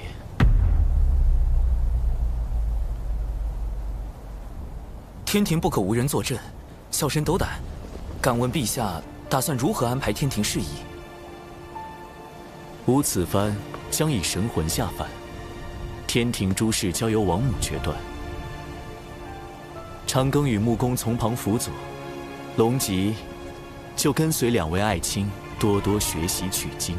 吾还留下一件天道法器，若妖庭生乱，王母可权宜动用。稍后便由吾与水神、龙吉一道护送陛下神魂前往六道府。陛下此前已有收复六道府之意，吾也可趁此番契机为陛下探查六道府内详情。凌霄宝殿受天道之力庇佑，谛听无从探知此间之事。假使我已将新生平第一改造升级为范围项目，进入六道府后也能有所保障。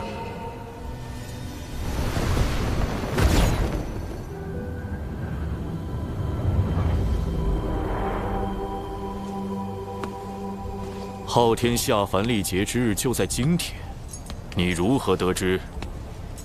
西方教广结善缘，自然有得道仙人知恩图报。贫道深知妖生山一战中，殿下因贫道未能及时出手应对水神的灵爆大阵，而对贫道颇有微词，故贫道得此消息，特来将功补过。将功补过。众生由六道府牵绊，入转生盘转世，谁都不能例外。不若我们趁此机会，让玉帝折损于历劫，永世不得归位。你想打六道转生盘的主意？不错，只是转生盘为后土肉身所化，唯有血海那朵可凭业火之力焚杀万物的12品业火红莲之莲子能够对付。贫道不才，还请殿下出手。请我出手，还是又想诓骗我为你西方教做嫁衣？殿下这是何意？地藏，你真以为我没发现妖生山祭坛上你暗中昧了什么吗？先私扣巫族魂魄，再设计六道转生盘。你们西方教所图不小啊！殿下这话，贫道着实惶恐。不必装傻，既是将功补过，就该拿出点诚意来。莲子我可以给你，但这回我妖庭不会出一兵一卒。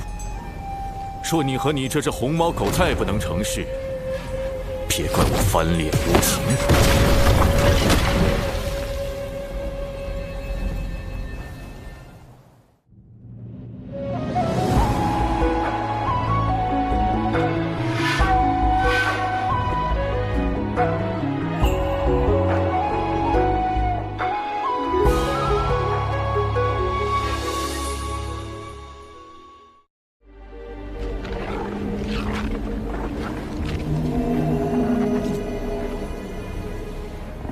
高明，假意向陆牙低头，实则借陆牙之名行自己的算计。陆牙确实警惕，也有几分聪明，能觉察到我西方大计，但他绝不会想到，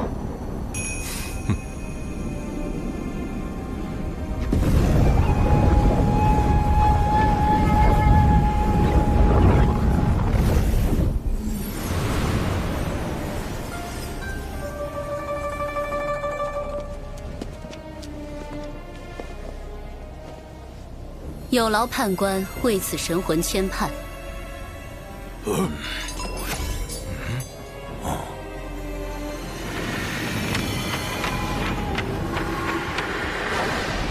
这就是天地人三书中的人书生死簿。据说生死簿记载众生生卒年月时辰，一旦命格敲定，大罗金仙也无法逃脱。我总算见到真容。此神魂已由天道判罚，可直接引忘忧汤，过奈桥，入六道转生盘。我领诸位前去。这就是大德后土肉身化作的六道转生盘吗？盘古劈开混沌，天地阴阳初分，往后世间皆循此理。12祖屋由盘古肉身演化，后土娘娘遵盘古遗志，神化转生盘时取男女阴阳，化生万物之意，故变作了如此模样。大德后土果如传闻那般，大德慈悲，仁爱无疆。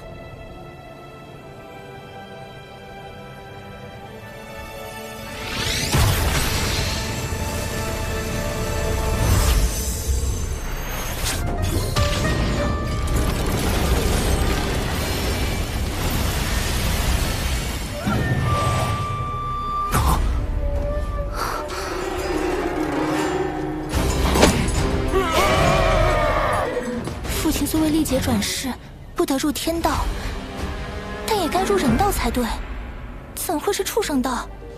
这明明该是人道，转生盘竟出了差错。转生盘有异，娘娘小心！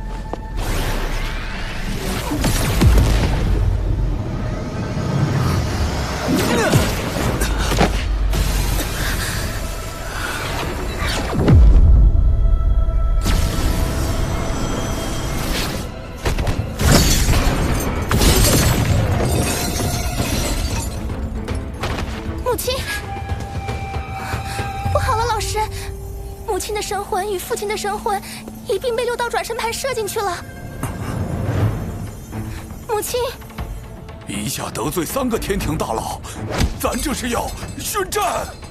这可是天庭全神祖三思啊！祖，莫非早已化身六道转生盘的大德后土，还能与外界沟通？龙吉殿下，你先带娘娘离开。六道府此举是要与天庭为敌，巫族对天庭感激还来不及，怎会有敌对之意？妈说的没错，后土娘娘是我们巫族最温柔的族，这肯定是误会。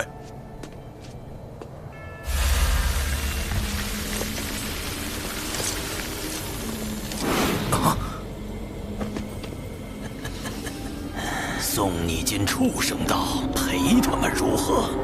你想做鸡鸭鱼，还是猪牛羊？烤起来，老香了。态度转变如此大，可与六道转生盘上的阴暖浑浊之气有关。塔前辈，这不是神通，也不是法术，因果循环，自孽障。激在天，我面情绪在被放大。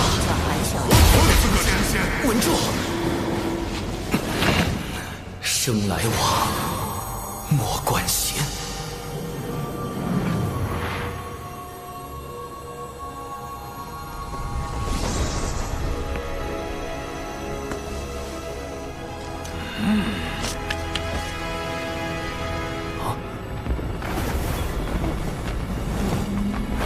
这气息是后土。你为何还不跪拜？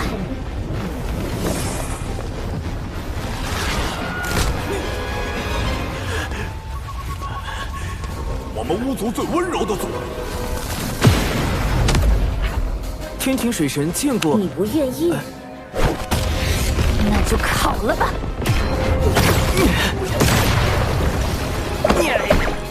画风突变呐！这孩子地里待的，脾气咋变这么差呢？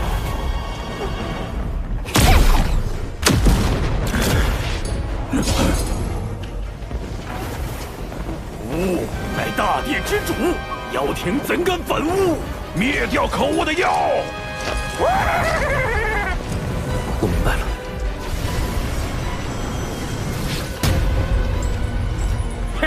把妖魂全投入幽冥道，让他们永受折磨。此举若成，六道转生盘会有崩坏之险，陛下和娘娘的神魂必会受累。前辈，不经人书生死簿直接审判，会扰乱转生之路，且此举违逆天道，巫族必遭天罚。干我何事？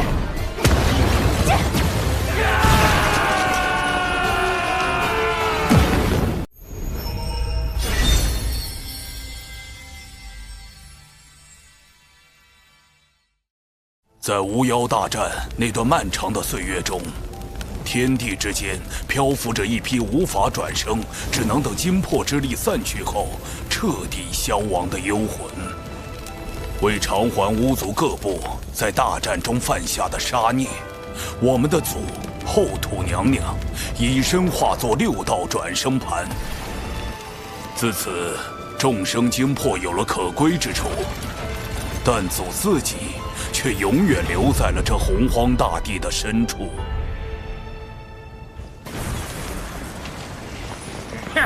把妖魂全投入幽冥道！不经人书生死簿直接审判，会扰乱转生之路，且此举违逆天道，巫族必遭天罚。干我何事？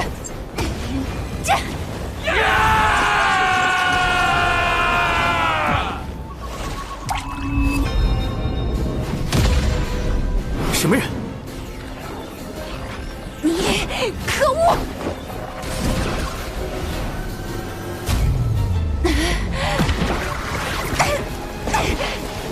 放开我！你被众生所害，如今你还要护着他们？这是怎么回事？小子，给我等着，早晚弄死你！怎么回事？到底怎么了？六道府大乱，陛下和娘娘被困六道转生盘，必须上报。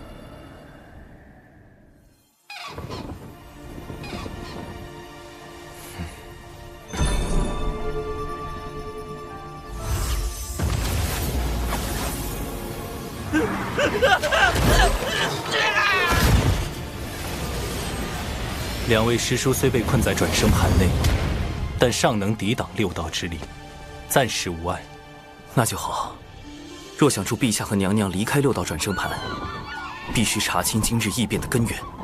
老师曾说，在巫族12祖巫中，对盘古神之道领悟最深的便是大德后土，但他所画的六道转生盘并不完整，具体弊端是何，或许得向另一位圣人请教。这件事我确实知道，毕竟上古时我与后土也算有些交集。上次差点把我牢底掀翻，这次务必小心。还请圣母解惑。哼，你见到的是后土，也非后土。你当知，世间万物若开灵智，便有七情。他们转生之时，哪怕饮下忘忧汤，没了记忆，仍会保留一丝微弱的情绪。莫非这些残存的情绪会被后土前辈所感知？不错，生灵之七情，或喜，或怒，或哀，或惧，或爱，或恶，或欲。日积月累之下，后土的七情之念外溢，六道转生盘便走出一具化身，它承载着七情之爱。这是人格分裂啊！而且各人格还有情绪传染之能。哼。随后又出现了七情之欲和恶，为维持六道转生盘的稳定，后土只能将其封印。此番脱困，应是大德后土出手。只是，既已封印，为何又演化出了七情之怒？众生魂魄不断转生，七情之念只会不断增强，封印镇不住是迟早的事。倘若七情具现，该当如何？全部抹杀。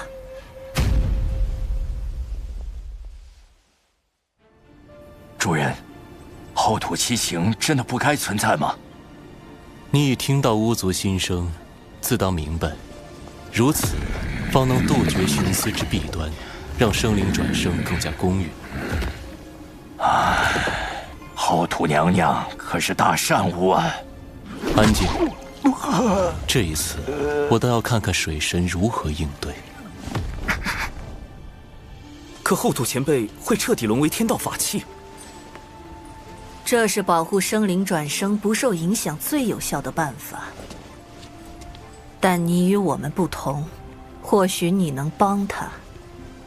你若能想出办法帮后土度过这次危机，天道定会给你降下大笔功德。这是在暗示道祖默许我相助后土。稳妥起见，得拉上大法师一起干，然后再多请些道门高手来助阵，实力强的高手，道心稳的高手，不为七情所扰的高手，还有，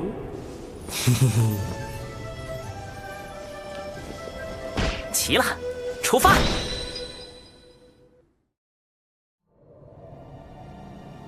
大德后土曾封印过七情化身，眼下唯有进入六道转生盘，找他问出封印之法。放心，包在我们身上。多宝师弟莫不是忘了，来的可不止你们截教。原以为有上次在灵山的合作，产劫关系会有所缓和，结果七情化身为保全自己，必会趁机阻拦，到时还望诸位前辈出手相助。长庚道友， 6道转生盘是大德后土以自身所创的转生大道为根基，构建出的独立于洪荒的小世界。化身进入其中，便会与本体直接失去感应。哎，小子，这次你可用不了化身了。让本体进入一个未知的、陌生的、绝对封闭的空间，太稳健了。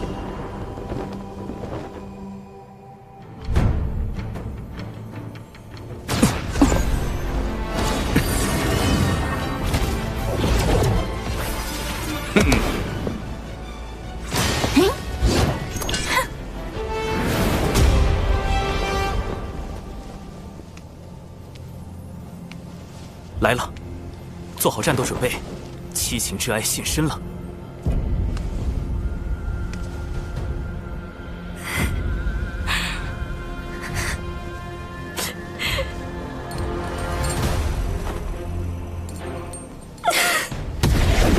仅一声呜咽，就险些让我道心失衡。好在大家足够坚韧。贫道想起我龙族昔日惨状，这泪实在忍不住呀。我们也撑不住了。阵亡加3。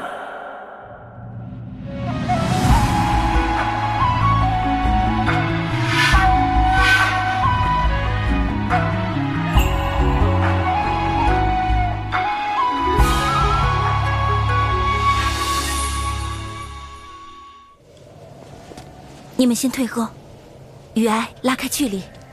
哀的情绪感染力虽强，但看着似乎并无攻击性。能否请前辈挪一下，让我等去救大德后土？天帝亦是囚笼，他活着就要继续受苦，悲伤那么大，救又有何意义？寻宝有什么可快乐的？贫道也不太行。我也是。阵亡再加3。好在云霄仙子情绪尚算稳定。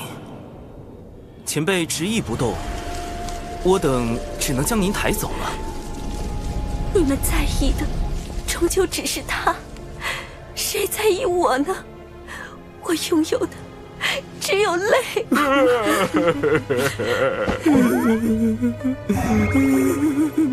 前辈，你与大德后土本就互为一体，救他其实意在救您，得罪了。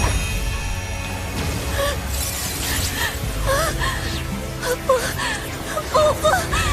为什么要这样对我？我不要！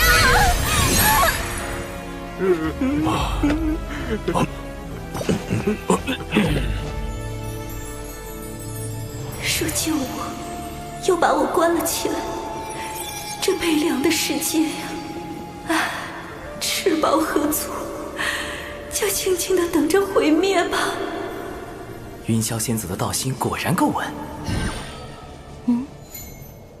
仙子，我最近劳心劳力，肩颈酸痛，你看能不能帮我按摩下？我这是在说什么？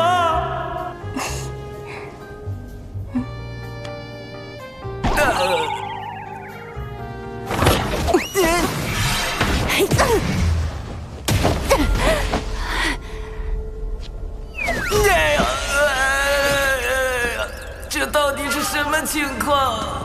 早说过，靠哭哭啼啼可搞不定。不过也好，毕竟欲望是难以抑制的。努力一把，才知道什么是绝望。七情之欲。不过，普通生灵确实难抵挡欲望，但我身边这位可是道门大师兄。那个，长庚啊，后面先交给你了。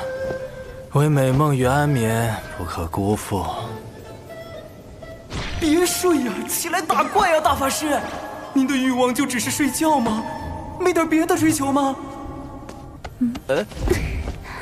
我很好奇，你的欲望是什么？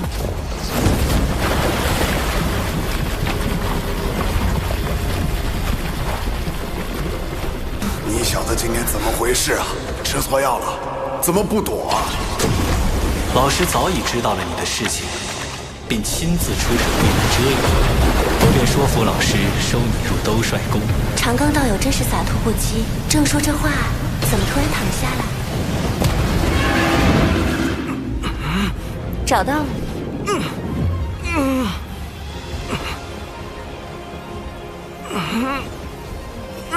让我看看你的真面目。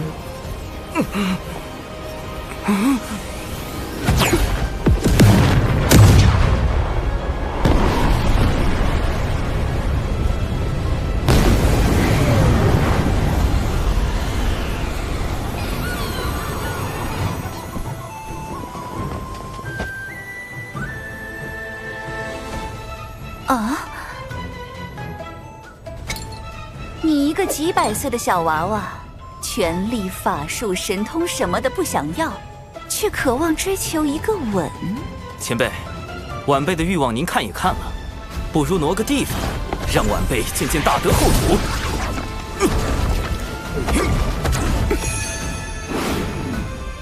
放心，七情化身交给我们，一切小心。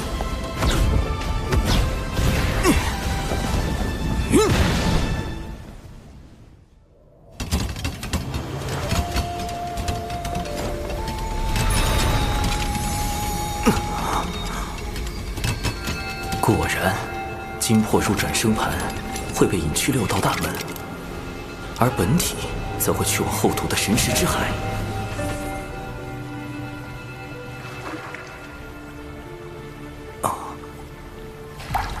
你来了。那应是现世的七行之力吧？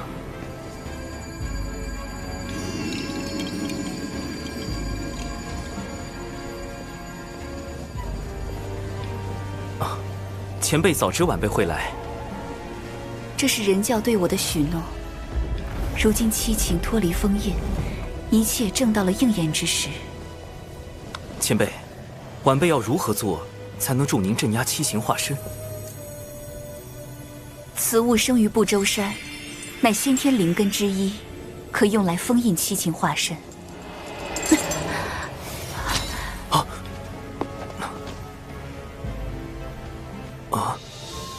这是先天10大灵根之首的葫芦藤，据说此藤共结下7个葫芦，每一个都是先天灵宝，而且还成为了圣人的随身之物，其中就有用来收孙大圣的紫金红葫芦。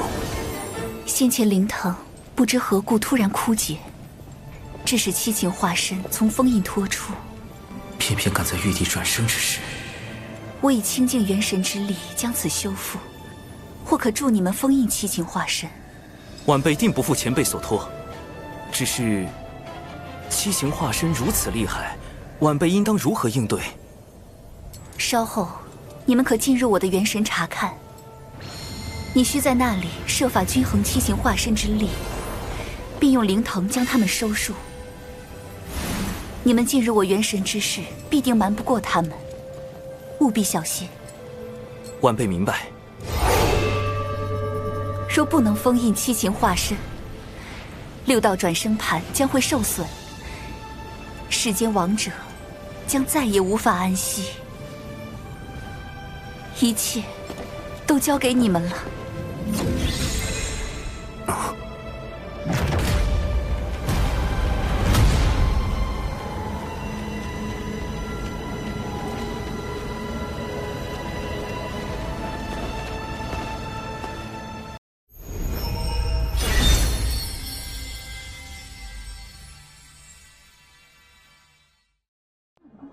大娃头，你再睡觉儿都没得了。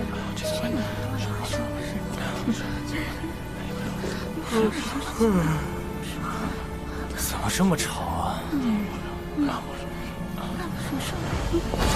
是什么情况？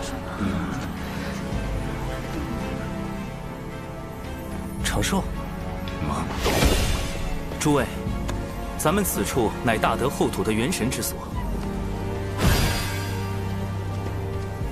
按大德后土的指引，我们需要均衡七情化身之力，才能将他们彻底封印。请问您是？贫道乃阐教玉鼎真人，是广成子师兄请我来帮忙的。玉鼎真人，不就是劈杀那位杨二郎之师？广成子竟然将这位大老爷请来了，甚好甚好。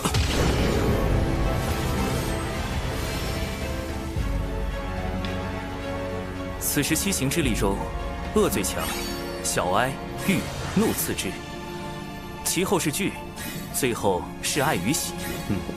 我们要做的是分头行动。弱化恶、哀、欲这3个化身的同时，维持怒惧的现状，并强化爱喜这2个化身。当这灵堂上的7颗珠子同时亮起，便代表7行化身已被封印。今日仰仗诸位了。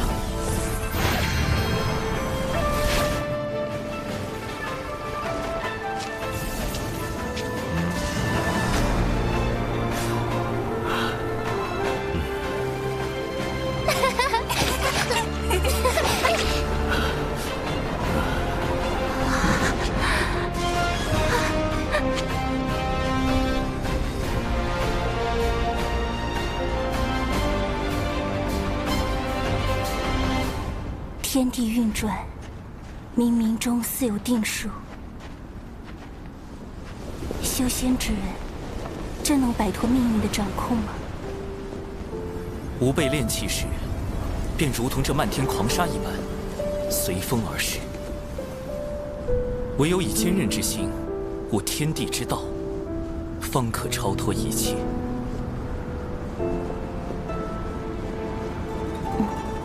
就在这里开始吧。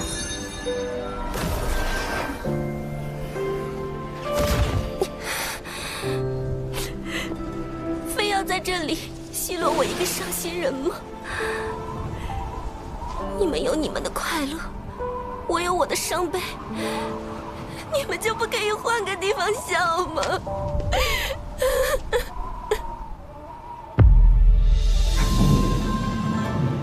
喂，你说我们要怎么对付喜爱这2个7行化身啊？那还不简单？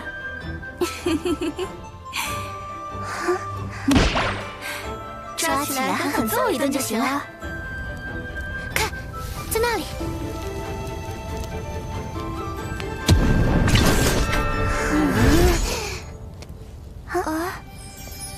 小姐姐，你们是来找我们的吗？你们跟我们一样是双生，来，姐姐跟我们一起玩耍吧。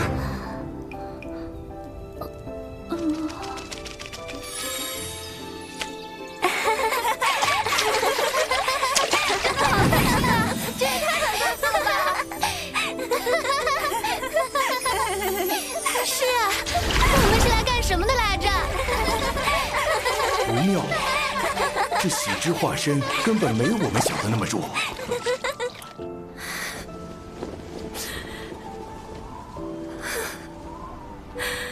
互相理解有必要吗？真的有人想要去理解对方吗？不过是为了得到回应，才去假装做出一副理解别人的模样吧？不累吗？你此前说过，所有的一切都源自于生灵对外界的感知，一切都不存在任何意义。但这些意义又是谁在定义呢？是你吗？你不就是真实存在的吗？可我的存在是需要被抹除的，依然是虚假的，不能让我就这样消失吗？对你自身而言，或许没有意义，但对于需要你们相助的人，很有意义。一直躲在这里不敢走出去，怕伤害到别人的你，与那个背负了一切苦难，还想着去帮助旁人的他，终究只是同一个生灵罢了，一样的温柔啊。我能帮上他什么？我只是一个只知道悲伤和绝望的废物罢了。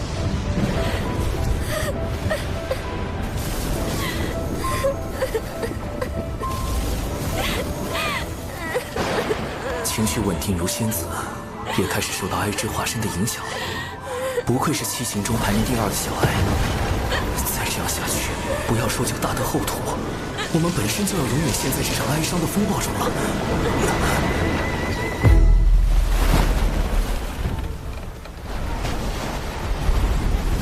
来了。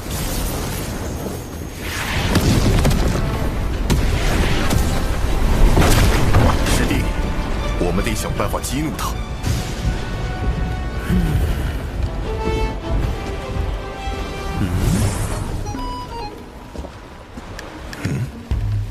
师弟，唉，这个化身也太弱了，要不咱们放了他吧？欺负这种小不点儿也没意思。你说谁是小不点？别自卑，相信自己，你会变强的，慢慢来嘛，相信我。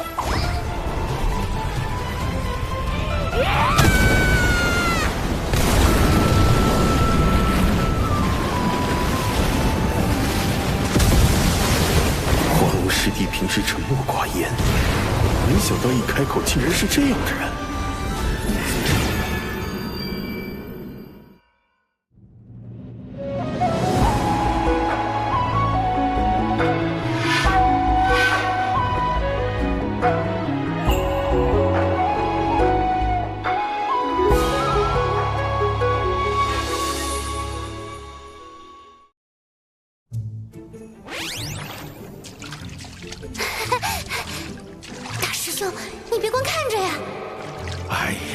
我这张老脸呐，不要也罢。好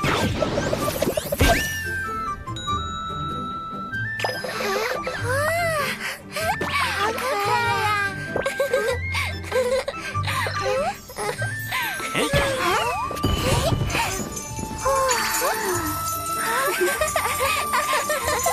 既然喜那么强，我们就让他喜极而泣，乐极生悲。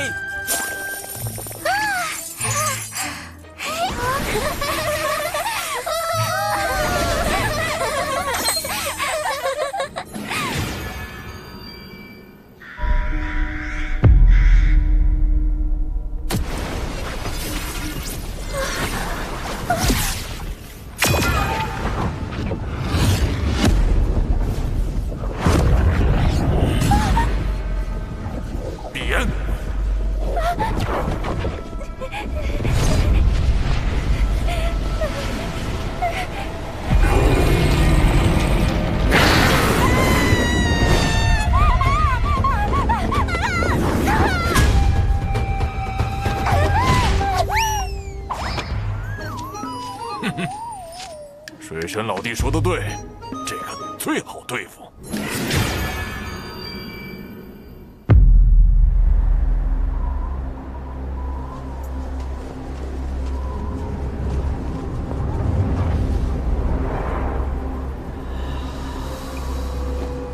你渴望什么？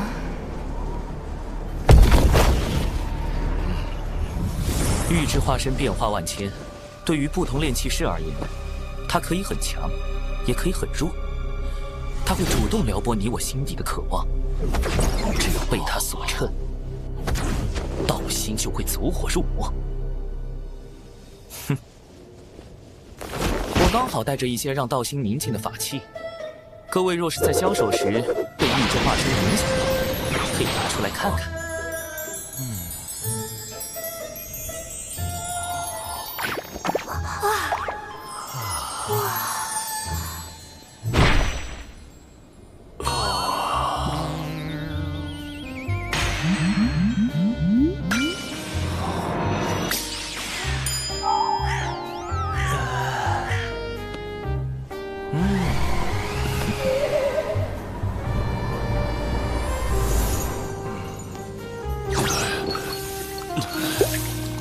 你莫非在见我姐姐前，多看一眼自己这些大作？这不过是防身之用，我又何须防备云霄仙子？水神小友能常人之所不能，非常人矣。多亏有此物在。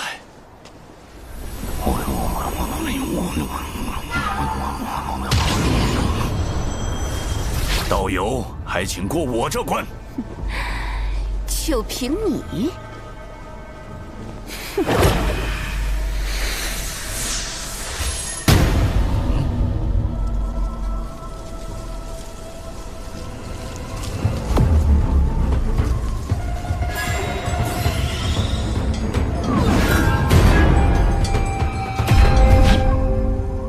自在化生，方正圆融。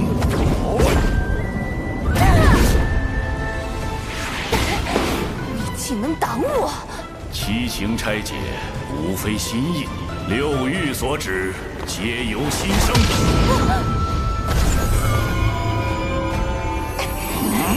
哟！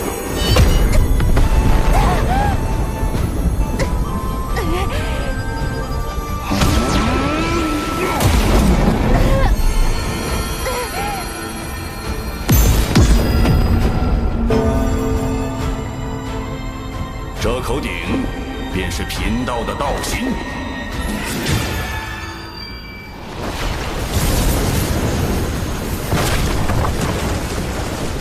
有了，来，你我做个简单的游戏，或许会对你有所帮助。这是我的一份快乐，你也拿出自己同等的悲伤出来。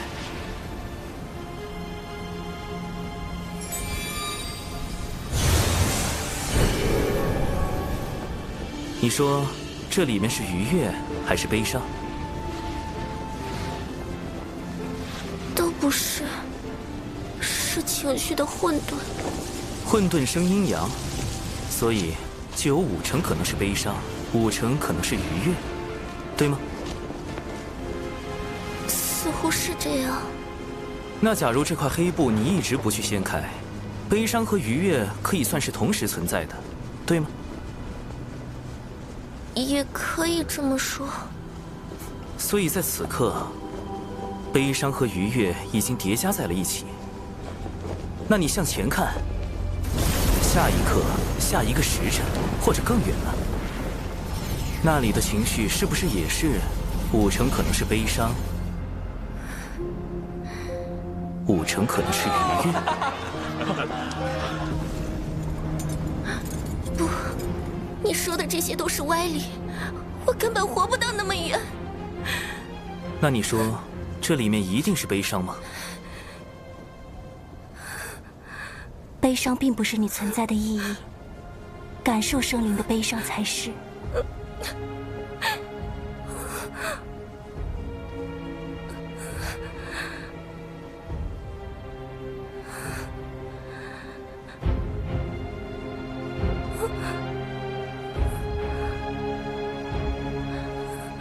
感谢蓝星大佬薛定谔提供的理论支持。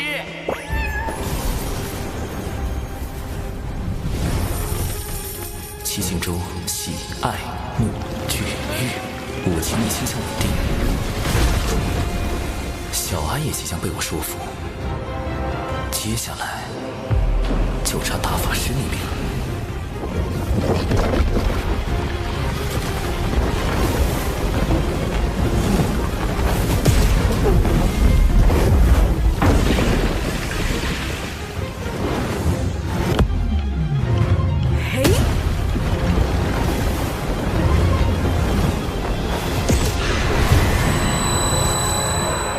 长寿，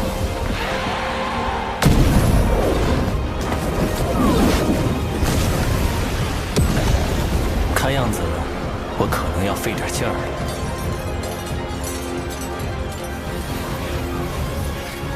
得抓紧时间了。玉帝死刑若不能下凡历劫，便无法顺利归位。天庭危矣。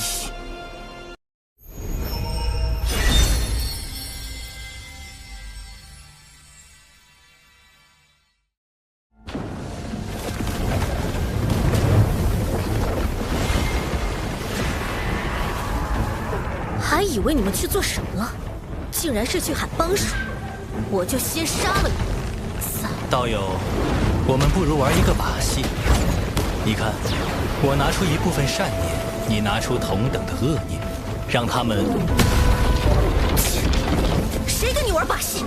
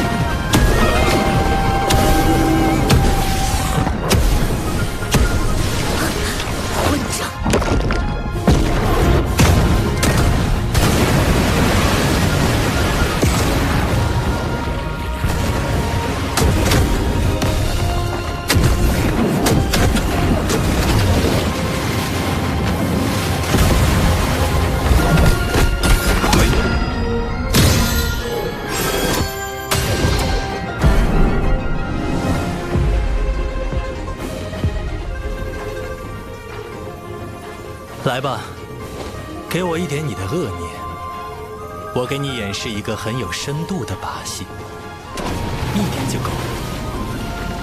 配合下嘛，真的很有趣。滚！现在只差哀之化身，或许我可以设法逗他开心，进一步弱化哀伤的情绪。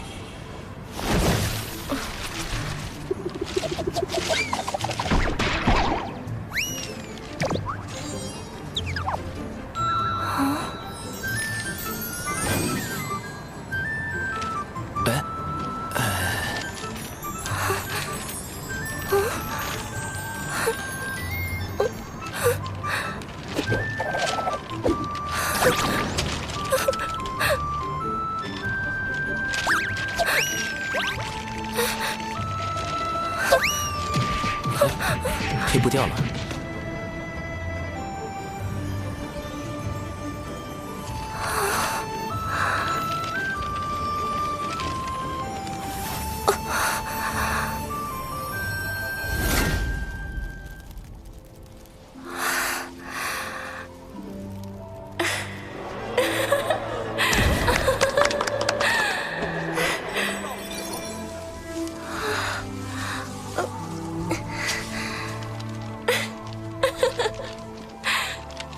真的是愉悦呀！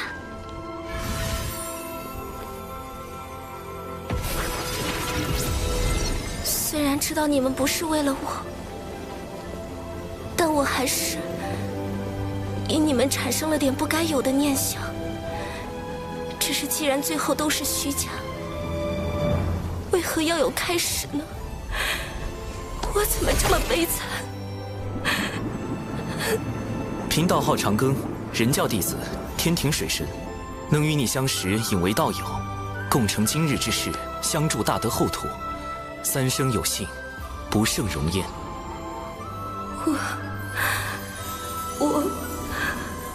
我是众生赋予后土的哀情，我既是后土。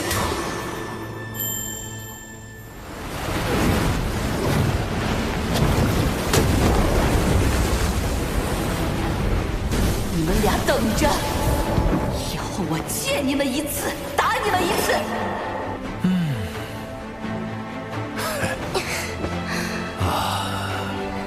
大姐姐，谢谢。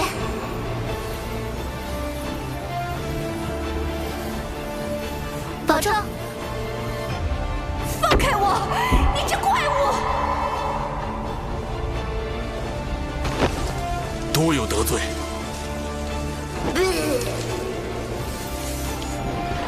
你等着，等我有机会，定要把你头发剃光，头上刻个绿毛龟。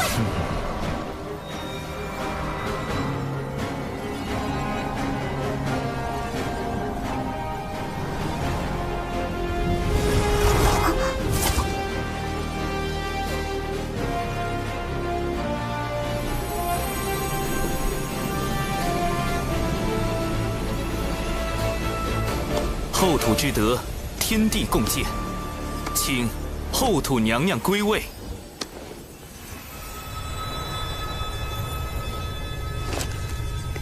大德后土，务实传声，终生感业，永世不绝。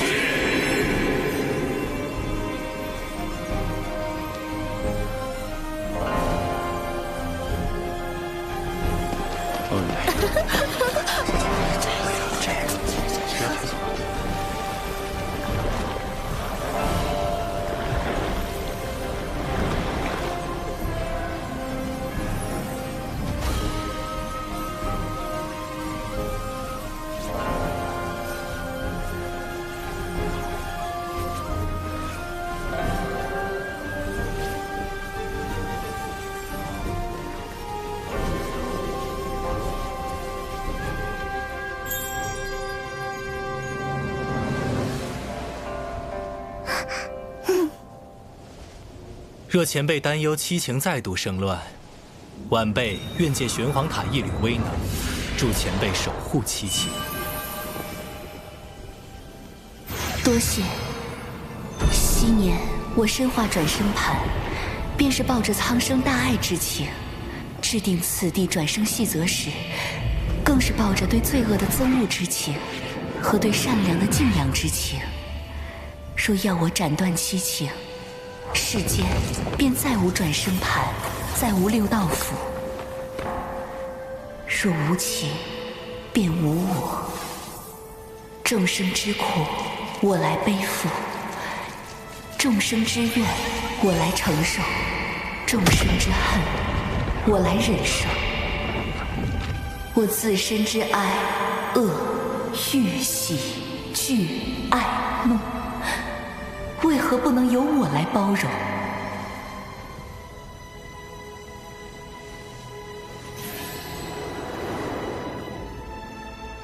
以后要乖哦。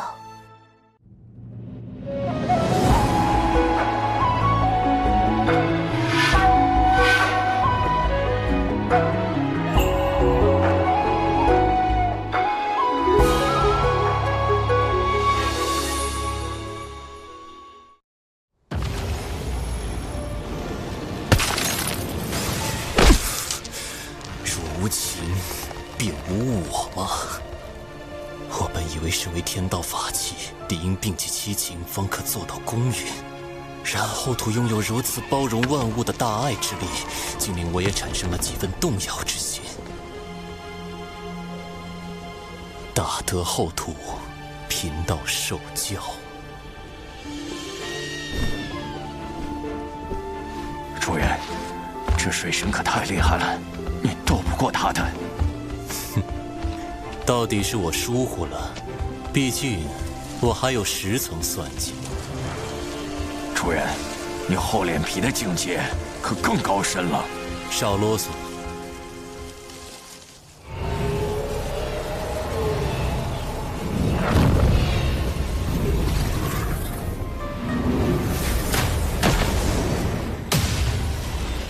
这便是七情失控前转生盘所见之情景。那是修罗族12品业火红莲之莲子，看来是修罗族用红莲莲子污染灵藤，想以此谋害娘娘。修罗族一向听命于西方教和路亚，七情生乱的时机又恰逢玉帝历劫转世，此番极可能又是路亚与西方教的毒计。后土前辈放心，此事晚辈定会追查到底，不让六道府白白遭难。有水神作保，我自然安心。只是为护玉帝神魂，王母神魂亦有所损伤。且从未有过神魂进入转生盘而不入转生道之先例。稳妥起见，王母神魂也需随玉帝一道下凡。有劳后土前辈。晚辈还有一事想与后土前辈、判官及乌牛、乌马2位元帅商议。水神请讲。天庭出力，正是广纳良才之时。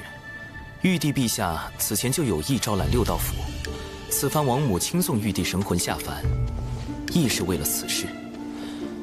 只是眼下王母神魂已随玉帝陛下转生，龙吉殿下需坐镇天庭，便只好由我来带玉帝陛下与王母，问问诸位意思。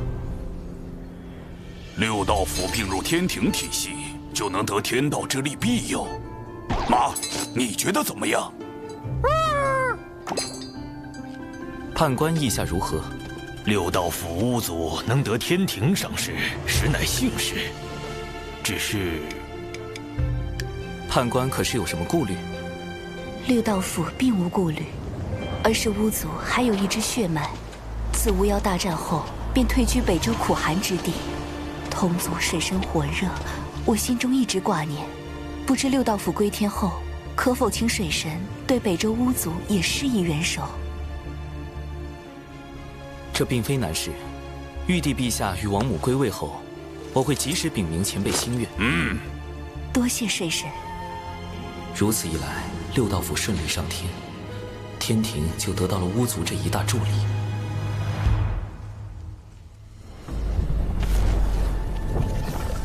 又失败了。地藏邪他那坐骑谛听遁入3000世界，还说什么追寻大道。西方教已指望不上，不必再白费力气。此番天庭必然有所警觉，你去告诉手下妖族，继续监视水神，其他不要轻举妄动。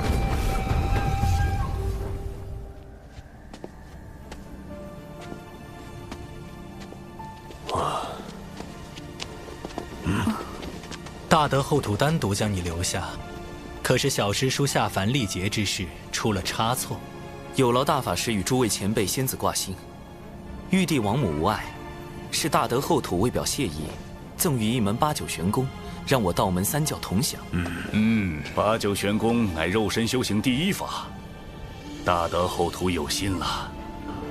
玉鼎真人对8九玄功的评价颇高，日后他的徒弟杨戬修习的也正是此功法，不可谓不是缘分。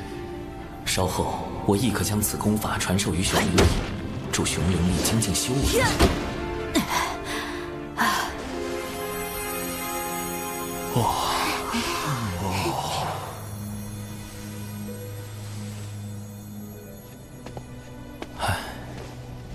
水神老弟，怎么领了功德还这么闷闷不乐？大德后土为众生牺牲自我，化作6道转生盘后，却不断承受众生反噬的痛苦。这看似美好的3界，多数人的幸福，却需少数生灵去承受痛苦。想来便让人感慨万千。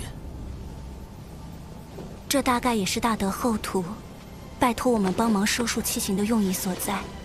弟子有一疑问，想请大法师与诸位前辈仙子解惑。但说无妨。道之一事，可有对错，可有正逆，可有善恶？自是没有的。但道为生灵所修，生灵却有对错，也有善恶。大道3000，亘古迄今。然生灵修道为何？又会将道修往何方，却因人而异。终至道途不同，故道所显，随人而变，随人心而至。道本不变，却因生灵恒变。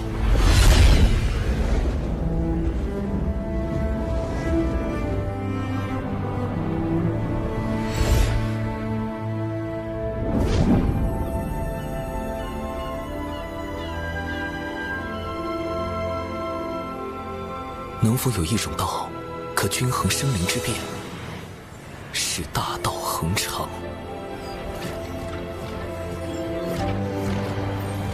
巫俗迎风变，虚怀玉物轻。千钧将一羽，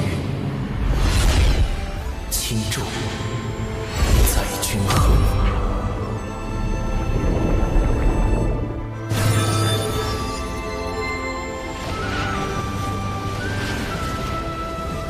长庚道友这时悟道了。道基圆满，道心无垢。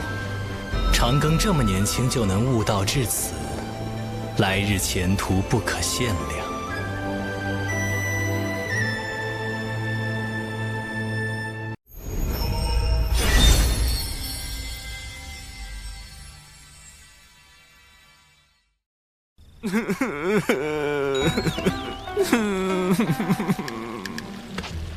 七情之爱的后劲也未免太足了，此前积压的悲伤全部反弹了回来，悲伤那么大。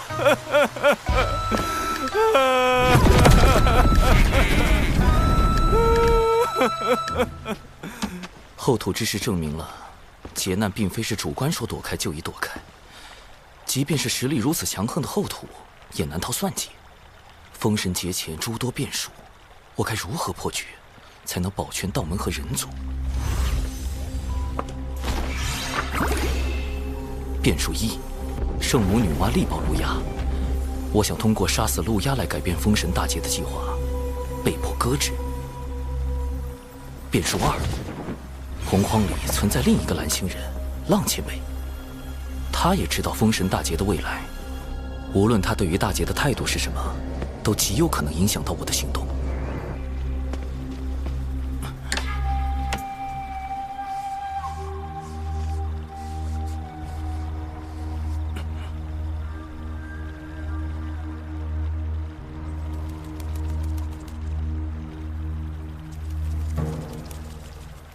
师兄，你听说了吗？玄都大法师生孩子了，那孩子就在天庭。是。这可是人教的大喜事。据一位不愿表明身份的仙界内部人士透露，大法师修行阴阳大道时，往太极图上一坐，天地交改，然后就……问字经3000遍。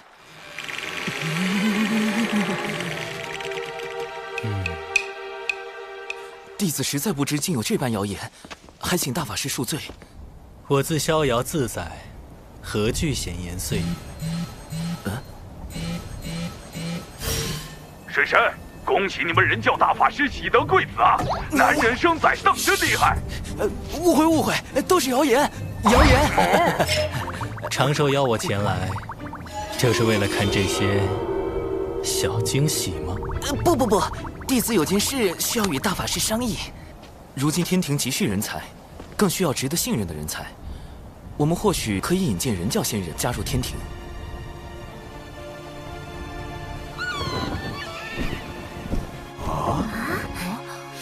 师父，这是大法师赐下的增寿酒，能增寿元，提修为。对了，这酒还有护肤养颜之效。师父。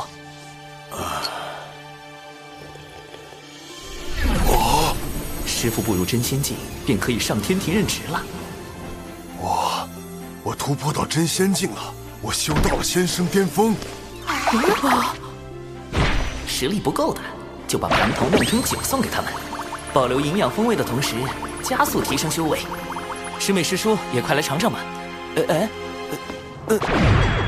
酒，小九要喝酒。上天庭任职。师父，不久前天庭发布了强兵计划的招募令，弟子自作主张将您报了上去。今日天庭要召您上天，封您为山神。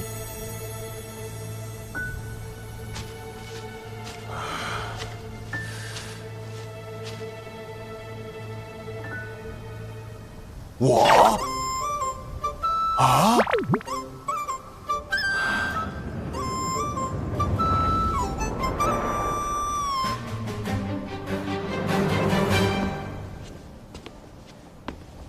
师父，是我。长寿，你怎么？嘘。师父，弟子这具化身的身份是玄都小法师。您以后遇到危险，就报这个名号。啊？咱们人教大法师乃是天地间有数的大能，你这外号岂非故意沾光？这名号便是大法师给的，方便弟子为咱们人教做事。弟子如今已能照顾好您与师妹。接下来恕弟子不敬，你我也道友互称，若您跟弟子的关系暴露，恐会招来祸事。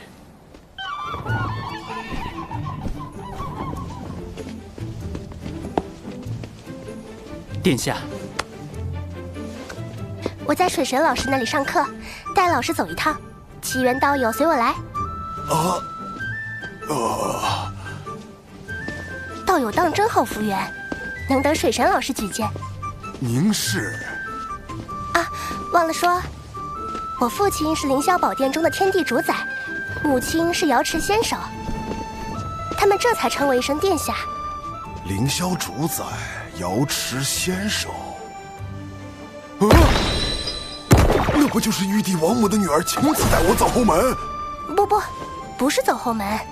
按照水神老师的话说，应该是内推，道友符合天庭招人的标准。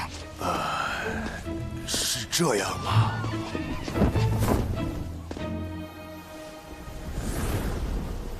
能得水神举荐，道友定是人教高卓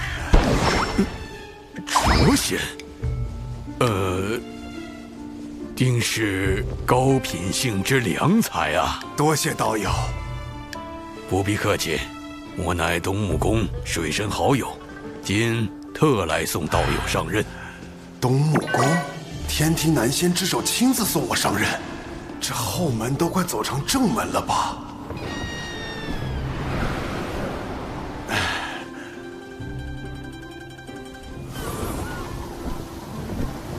我这就上天庭做山神了，辖区还在渡仙门这儿。长寿，你跟这个水神很熟吗？弟子就是。啊，天庭重臣是你？龙姬公主的老师是你？东木宫的好友是你？玄都小法师也是你？那大法师的私生子也是？不，师傅，你听我解释。如今接连收复龙族、巫族，天庭已有崛起之势。只要天庭能提前大兴，就无需再通过分封神位来壮大自身，大劫就不会落下。天道有感，神位已现。今有大德后土主持六道事宜，统辖天与地之沟通，列二阶镇神之位。但与此同时，我与天庭之间仍需要掌握好尺度。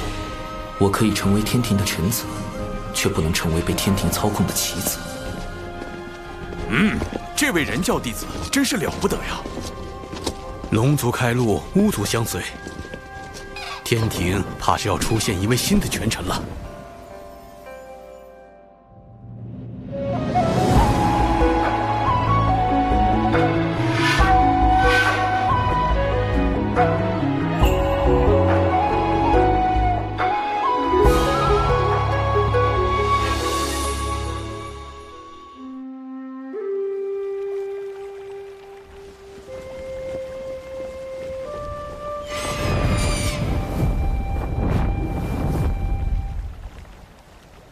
看来大德后土之事，令你感悟良多。你的大道快要凝成了。我只是刚刚触及道的边缘，要修成大德后土那样的大道，还差得很远。哟，这小子还挺有自知之明啊。后土之大爱，实属可贵。似他这般先与天道而生的生灵，天性与道相近，对凡俗情念一知半解，探寻大道尚且需要漫长岁月。若非心存一腔孤勇，又何敢耗费光阴，演化七情？仙子也是先天生灵，不知仙子是如何找到道心所向的？我诞生之初，本是天地间第一缕云彩。当我睁开眼的那一刻，我看见天空与大地分离，混沌的浊气缓缓退去，缥缈云雾冉冉升起。晨光是我，微风是我，朝露是我，万灵同类，混元而生。我想，那就是我要追寻一生的道。仙子笑起来当真好看。我搜肠刮肚，还想吟诗作赋应应景，却发现自己所知的那些诗词，抵不过你美的半分，只能用这般一句好看来夸赞了。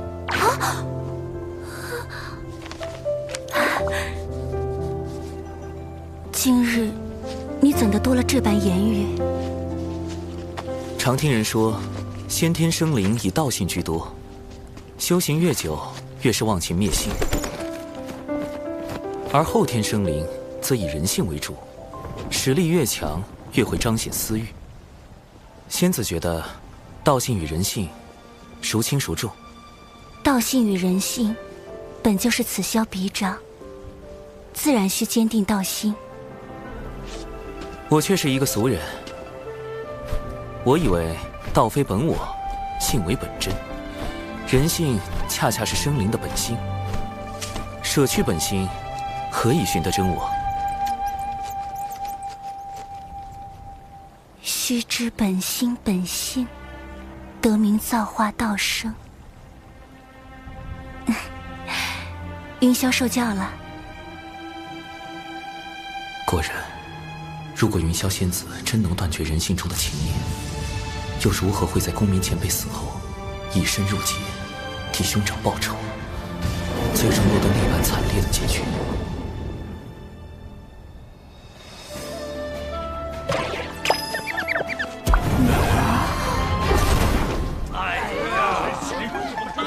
别吵，别吵，嘘，还能听到些声音。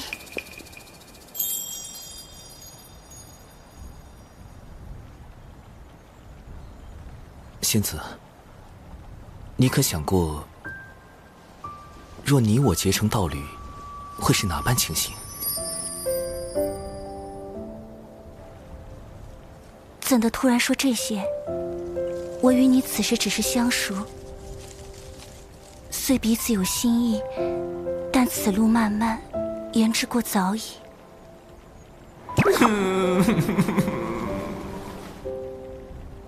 但你我只需平日里多见多言，自会快一些。咦？我也想与你多见。那我们每500年见一面，可吗？500年，关在五指山的猴子都能熬出狱了。这就是先天生灵和后天生灵在时间观念上的时差吗？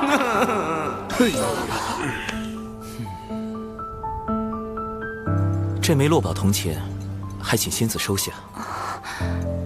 你我之交，本应淡如水才是，怎的还要赠我灵宝？此物放在仙子这里，我最安心。倘若封神大劫避无可避，有了此物，或能帮公明前辈挡灾，降低云霄仙子入劫的因果。我知你有你的缘由，你不便说，我便不问。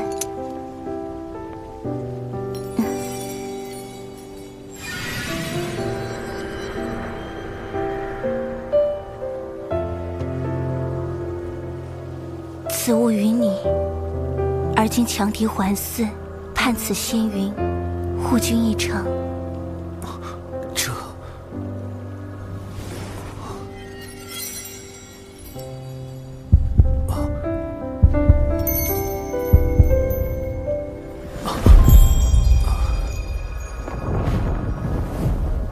亲赠一缕青丝，我还一份因果。那仙子，500年后见。大家把什么给他了？啊，我们该不会要多出个姐夫了吧？嗯。难怪那家伙喊我就是前辈，喊云霄师妹就是仙子。让我看看这小老弟打的什么鬼主意。你们仗着法宝如此窥探，难道不怕云霄师妹教训起来？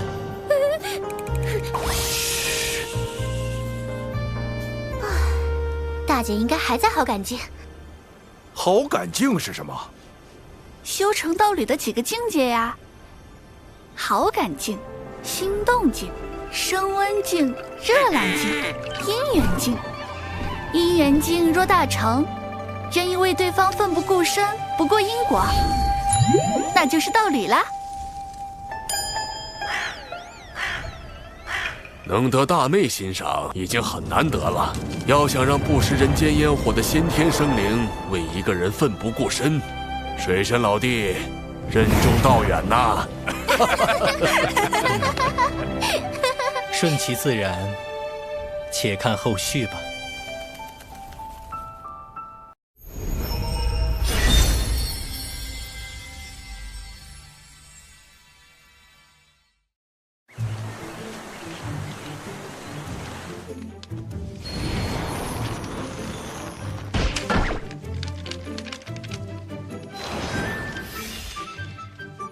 师兄真是的，一定要让我带这么多东西吗？咦，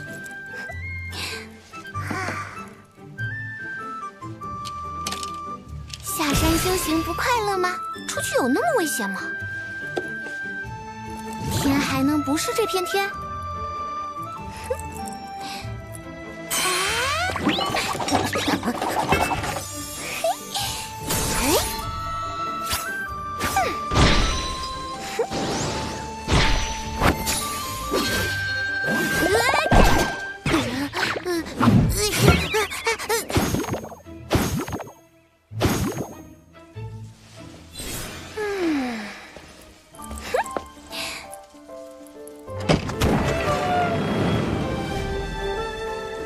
师傅，师兄，弟子这就出去闯荡了。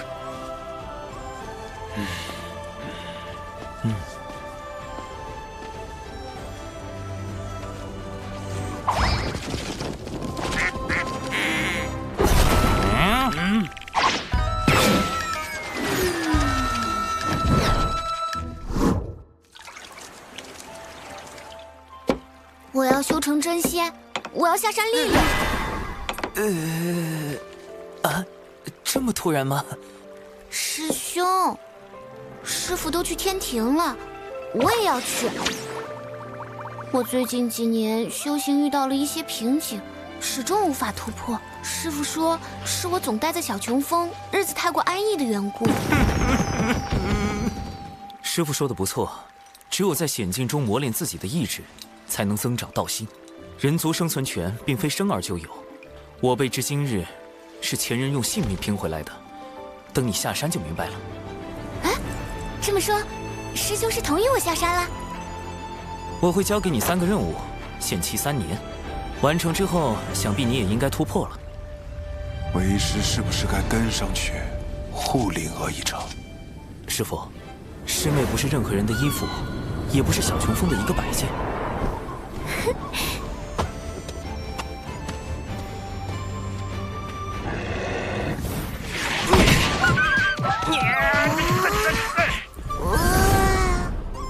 他应该去了解，天地不只是眼前看到的这些，人生的选择亦是多种多样。那时，他才能开辟出自己的道。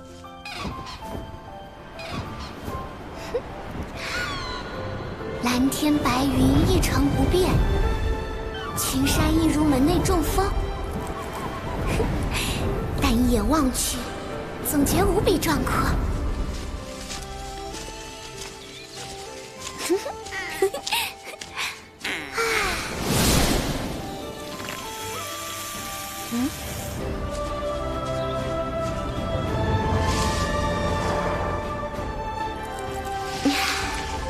这就是外面呀，真美！救命啊！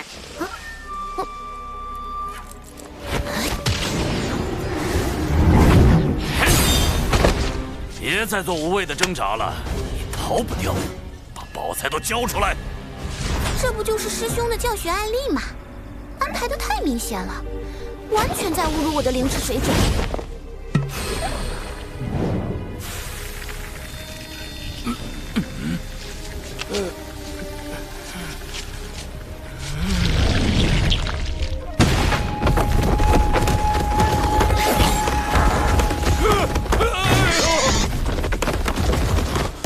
多谢恩公，还请恩公救我救到底，我愿当牛做马。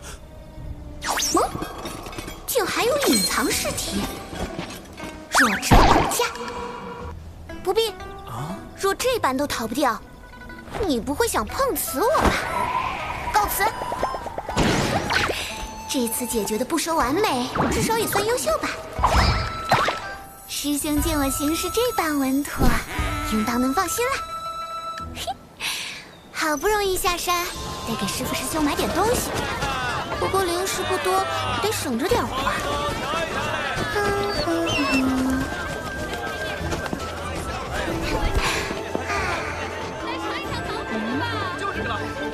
小妹，你就是赌气外出，也不能不带盘缠啊。这是大哥命我送来的，当街送零食，这么突兀又直接，不像是师兄安排的。大姐姐，你是不是认错人了？我家中只有一位兄长，并无其他姐妹。啊？警惕性挺高，不会被零食骗走。小妹怎么还在说气话？啊？敖乙怎么直接放水了？哎，也罢，毕竟是我失策，忘给师妹多备零食了。我家疼得很，大姐姐接近我，究竟是何居心？啊？单单一个吻字能确定什么？师兄外出都用纸人，但他根本没有纸道人特有的气息。更重要的是，小琼峰的月宫都被师兄拿去换药了，怎么可能有鸡仔？我竟不知长寿兄生活得如此窘迫。其实并没有，毕竟身兼数职。灵娥道友，长寿兄特意让我追来，除了是送零食，还想考教你的警惕性。敖乙，真是送零食？不，师兄行事素有深意。有诈！这里真没有。这里一定有诈。不了，我带了零食。长寿兄所托，请务必收下。我尚有任务在身，告辞。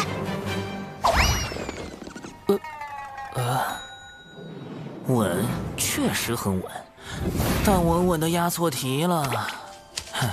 师妹，师兄，我确实忘了给你多备些零食，所以才……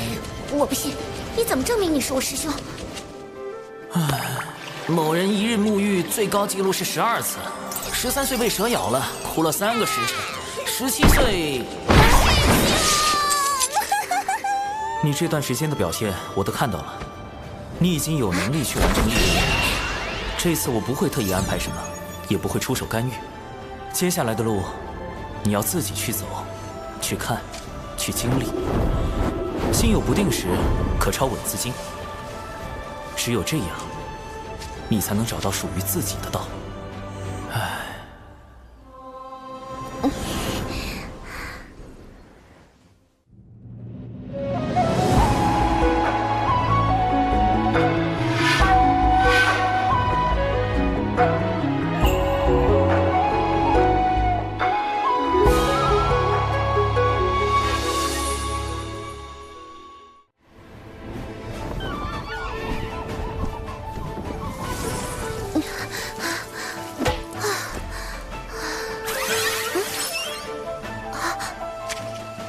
前往南州边界，诛杀100头真仙境修为的妖兽。真仙境，也就是和99师叔差不多的修为。正面打我可是一个都打不过，100个。师兄，你是认真的吗？啊，这里就是南州边界了。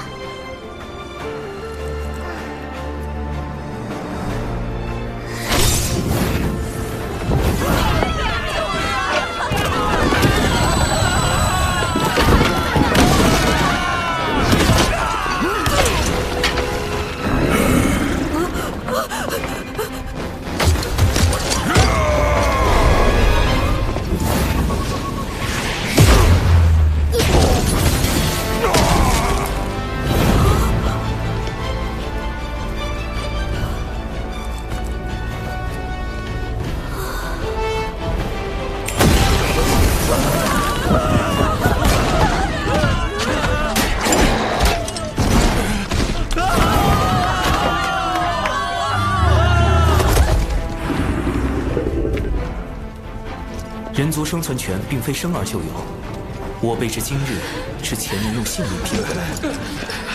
身为人族炼器师，我亦当为此地人族尽一份责任。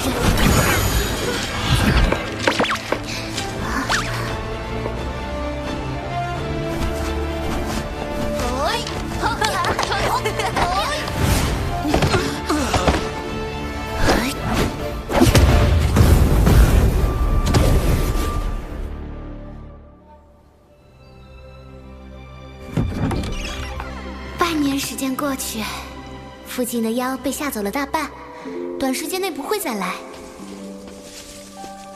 疗伤药方还有灵石也都留给了村长。历练任务已经完成，小兰姑娘，这就要走了。小兰姑娘，晚上来沈家吃饭？不了，还要准备明天用的药材。那你多注意身体，别累着。哎！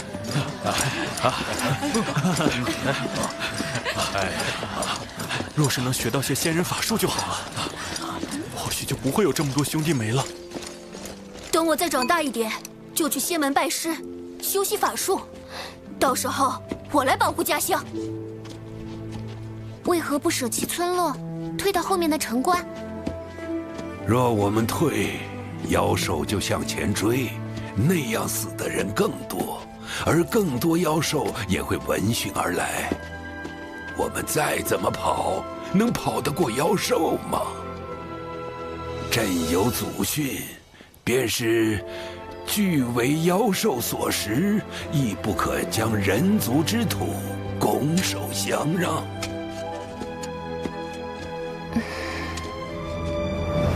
人族起于微末，一路百般艰险，左右尽是凶恶，但凭着这股不屈之意、自强之心，方有人族代代不息。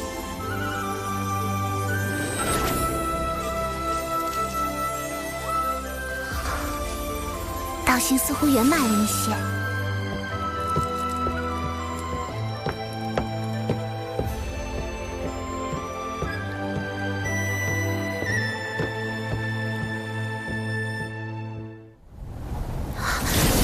天劫这么快就来了！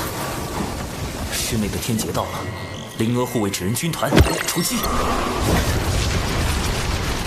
师兄，此地已布下12座防偷袭微型阵基，渡劫所用之物一应俱全。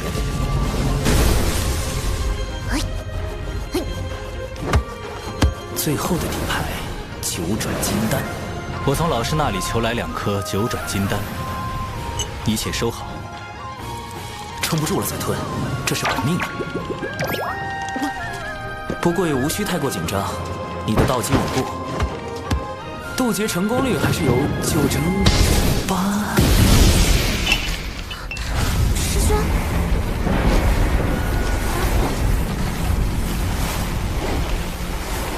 师兄，你怎么了？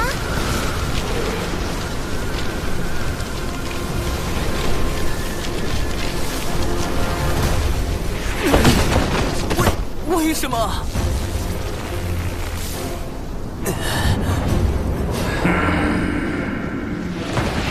确认过眼神是拒绝不了的雷，但我只是在天道认可下总结渡劫经验，利用太清丹道帮师妹做了一点点渡劫准备。凭什么 IP 啊？为什么被罚？怎么就……且慢，稳字经。谁能想到罚他抄稳字经抄多了，抄出一条大道啊！这波只能认了。感谢天道老爷百忙之中赶来训诫，弟子甘愿领受责罚。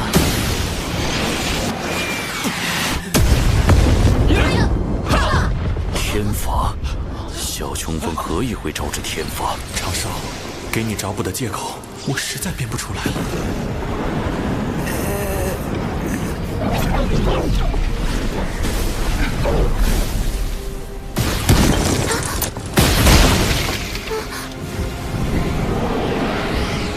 师兄，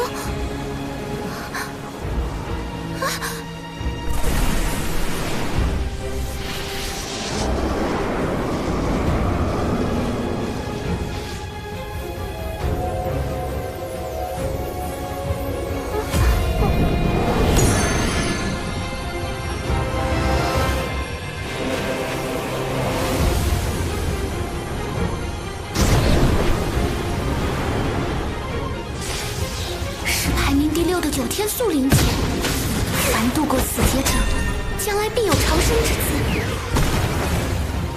等下师妹要受9道天雷，我不会也要受9道天罚吧？无妨，莫要分心，专心渡劫。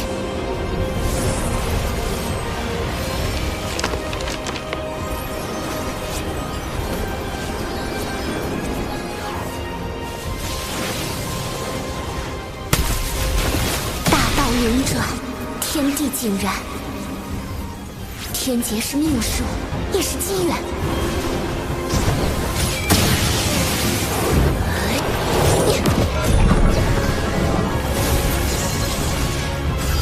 我准备好了，来吧！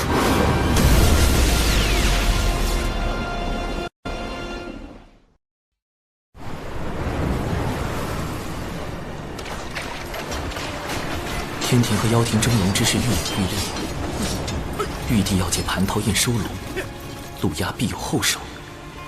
仓促之下，我只准备了98个应敌方案，但愿能起到作用吧。金蝉倒是上道，竟愿将西方教安插在龙族的内应派来，供太子驱使。蟠桃宴在即，我迟迟不肯合作，他当然着急。只是没想到这内应是敖氏，见过太子殿下，这是您要的东西。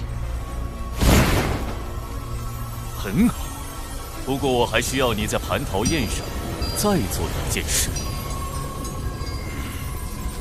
事成之后，你就会是四海龙族的王。敖氏，定不负太子所托。哼，龙族这么爱自抬身价，我就让他们抬个够。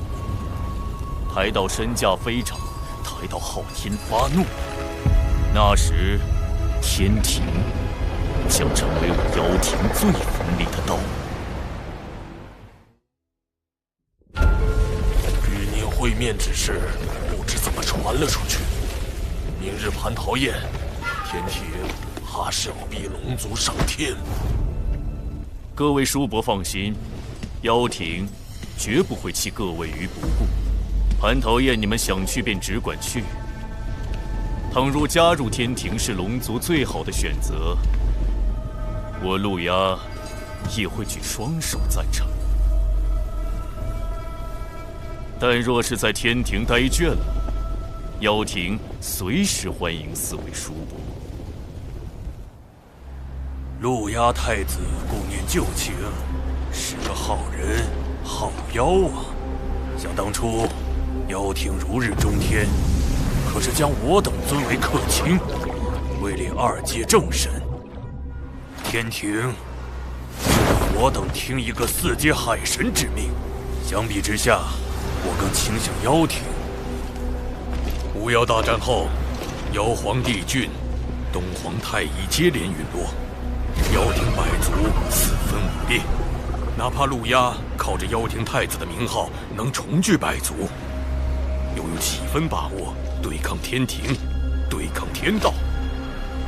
说到底，妖庭许诺的好处虽多，但风险也高。天庭开价不高，但胜在稳健。总之，有妖庭保底，龙族不会吃亏。明日且去蟠桃宴，看看天庭是否加码。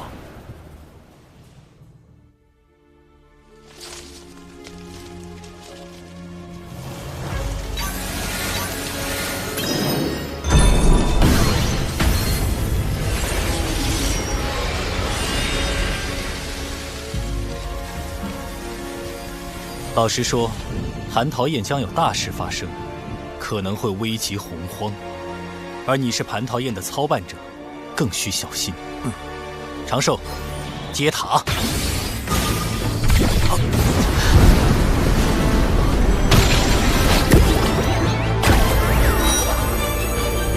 天地间最强的防御至宝之一，天地玲珑玄黄塔，真是熟悉的安全感。放开心神，让本塔把你元神也护上。谁在说话？想啥呢？麻溜的，让本塔进入元神。咱是暂时借你用一下子，别以为就你这点道行就能使唤咱了。上次本塔一履为能，就保了你小命儿。这次大爷亲自罩着你。他能说话？本塔是仙人灵宝，都什么是灵宝？啥呀？还快出来！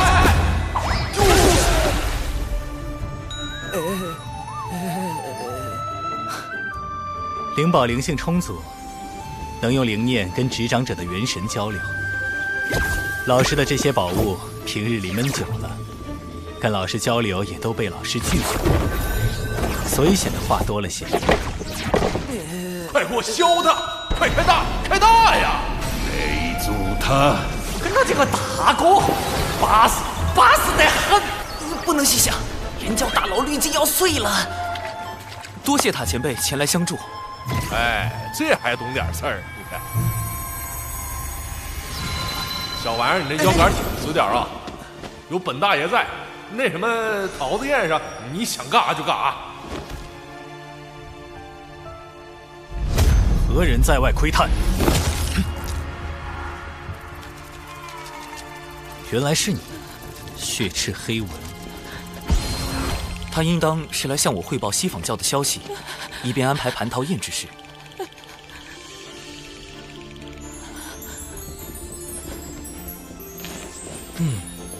我如今是越来越放心，让你来处理咱们人教事务了。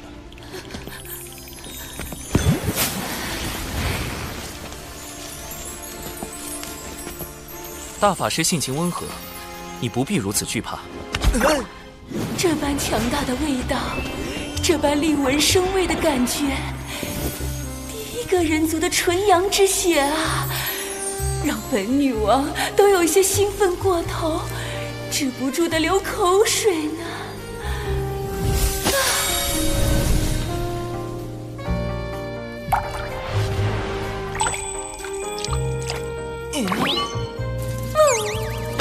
冷静点，说人话。金蝉下一步有什么计划？撺掇龙族继续抬价。这是想激怒玉帝，发兵四海，强行收拢。到时龙族就会主动投向妖庭。龙族想坐地起价，必是笃定天庭要招揽他们。陛下要掌握话语权，不如回避蟠桃宴，冷落龙族，以此先挫掉他们的锐气。原来你没那么重要，就是爱卿驯龙的第一步。好，吾听你的便是。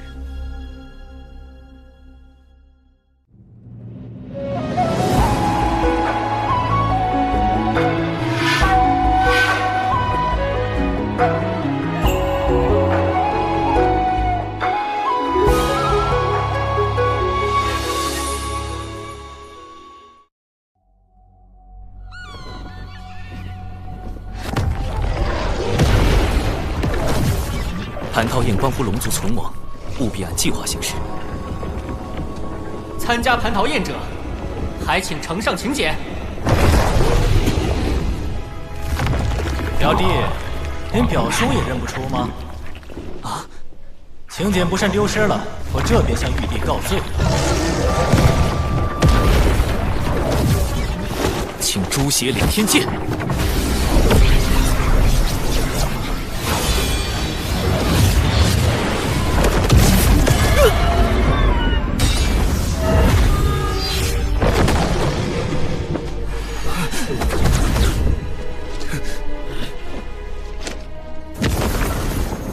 驯龙第二步，爱出风头就要挨打。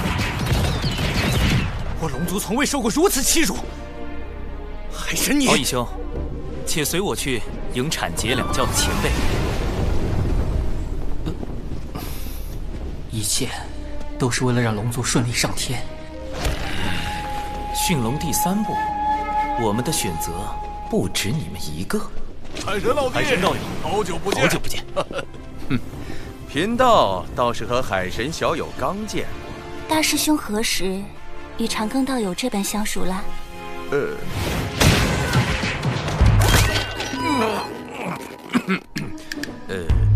寻宝偶遇。海神老师人脉之广，当真是产劫两教通吃。海神将我等晾在此处，却与道门攀谈，这是何意？难道龙族只是天庭的备选？他们最想合作的其实是道门。既然天庭无意与龙族交好，此宴不去也罢。天庭招待不周，还请见谅。吾给诸位赔礼了。见过师叔。娘娘不可。算起来，王母可是六圣的师妹，总不好驳她的面。驯龙第4部，天庭的背后还有道门。宴席已在瑶池备好，各位请。玉帝不在瑶池，天庭如此冷落龙族，莫非是觉得龙族毫不重要？陛下尚有公务在身，不过特意叮嘱，绝不可轻慢龙族。待龙族上天后，如今天庭之依仗，日后也会成为龙族之助力。请入座。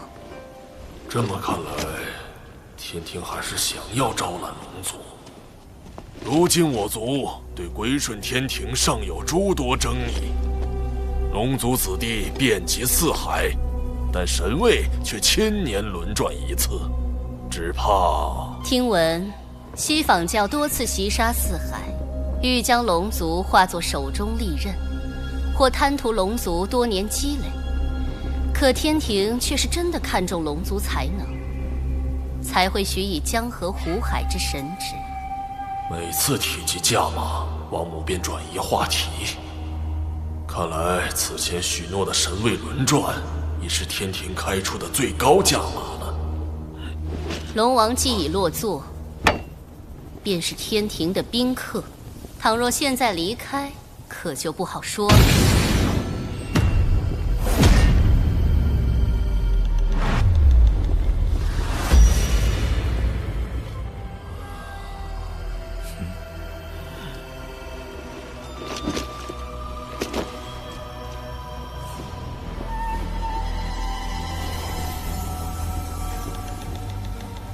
天庭这是打算逼龙族效忠。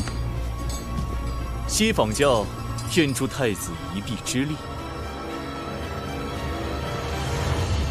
贫道6人奉西坊教2位圣人之令，特来赴蟠桃盛宴。王母与6圣是同门，自然不会厚此薄彼。道门弟子能入，我等自然也能入。让他们进来。西坊教每次现身，我龙族都要遭殃。这次准是又没好事。西坊教来的真是时候。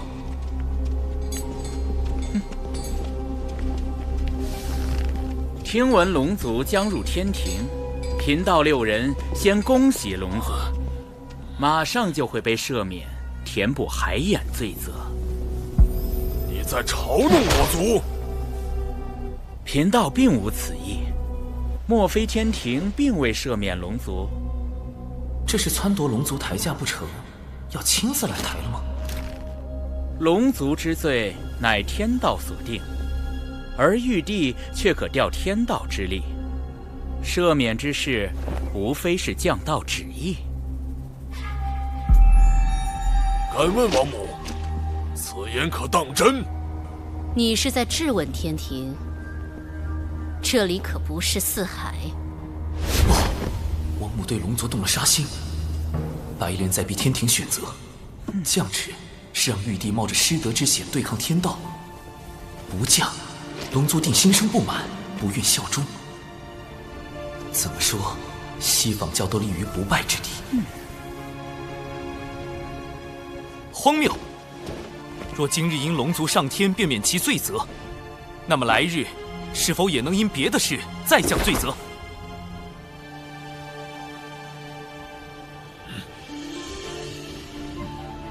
远古时，龙族打碎洪荒，累积万灵生死，自然要罚。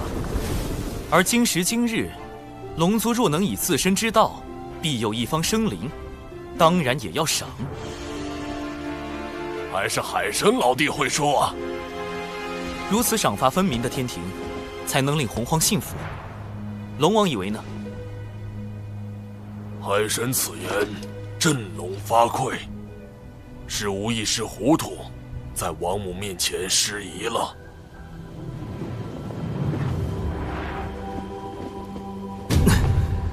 谁？是谁在看我？啊，这目光温暖柔和。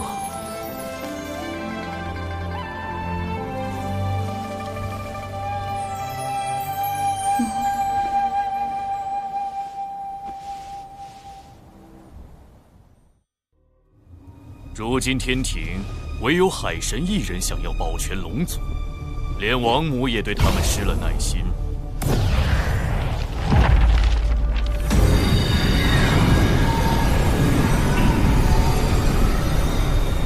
早逝，你还在等什么？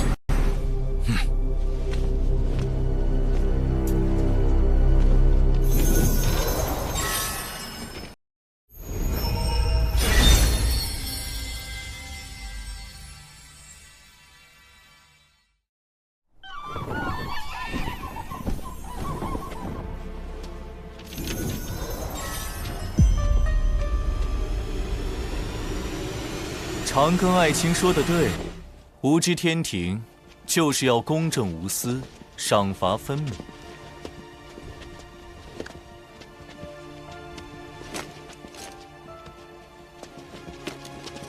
驯龙计划的最后一步，还是要玉帝来做，才能令龙族信服。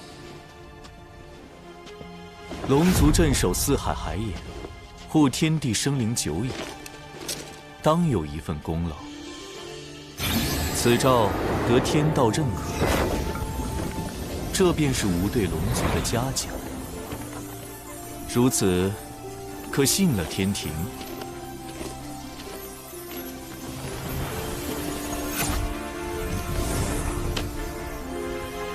龙族上天在即，白莲等人却没有异动，一切太过平静，反而不正常。我总感觉危机正在逼近。龙族上天已成定局，哪怕杀了海神，亦无济于事。你以为我要杀的是海神？不，我的目标一直都是瑶池内定然还有潜在危险，危险到底来自哪里呢？产劫两教和天庭都是我安排的，西坊教也没有动静，一定是龙族。没有异样。教主哥哥，怎么了？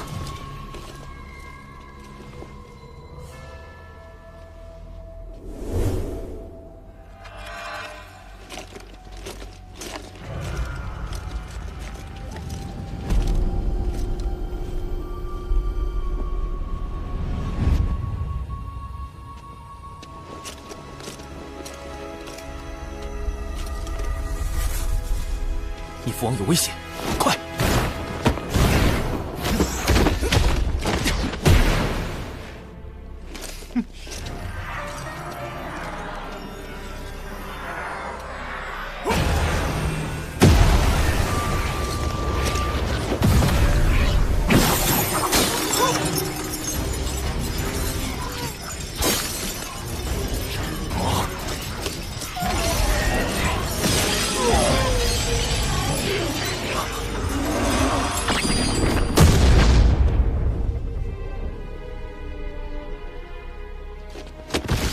父王，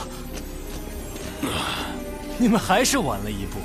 敖广的元神已经被射离此地，父王的元神在溃散。好事，你到底想做什么？做什么？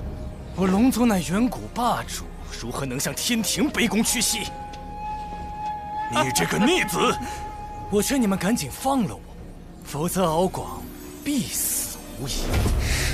你当众袭杀龙王，不敬天庭，若放你离开，天威何存？龙族还未归顺天庭，敖氏作为西海二太子，怎么算都该交由龙族处置。大哥受伤之时，定与妖庭脱不了干系。陆牙行事狠辣，即便我等归入妖庭，也难保日后他不会对龙族出手。三位叔父，如何处置敖氏暂且不论，当务之急是救我父王。无论敖氏背后是谁，其目的都是要破坏龙族上天。一旦龙王在天庭出事，四海必乱，得尽快找到解救之法。待火焰燃尽，敖广的元神就会被彻底吞噬，这就是背叛我妖庭的下场。隔空取龙王性命，陆压斩法宝，当真诡异。只怕龙王未必能撑到海神想到施救之法。混元金斗可疗伤补元，能延缓元神溃散的速度。多谢云霄仙子。龙王乃大罗金仙，元神强横，本不该这么快就出现溃散之象。除非是来不及反击，或根本没有反击之力，能做到如此程度，究竟是……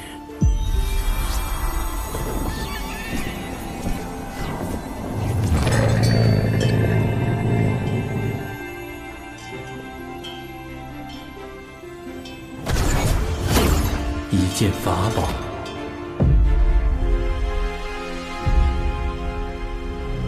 太上老君此时现身，明显在给海神撑腰。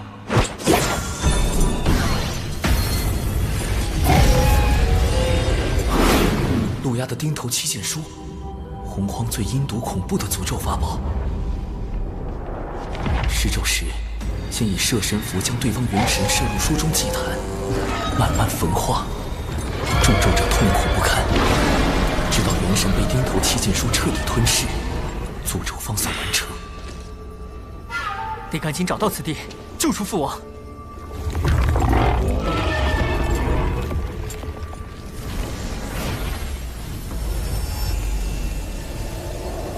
父王，来不及了。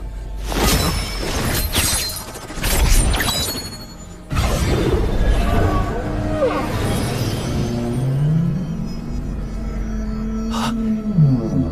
这是在磁铁城争抢的那件宝贝。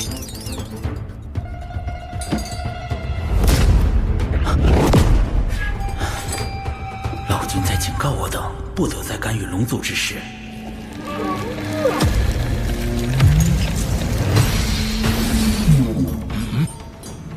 落宝铜钱能落出先天法宝外的任何非兵器类法宝，包括钉头七剑书。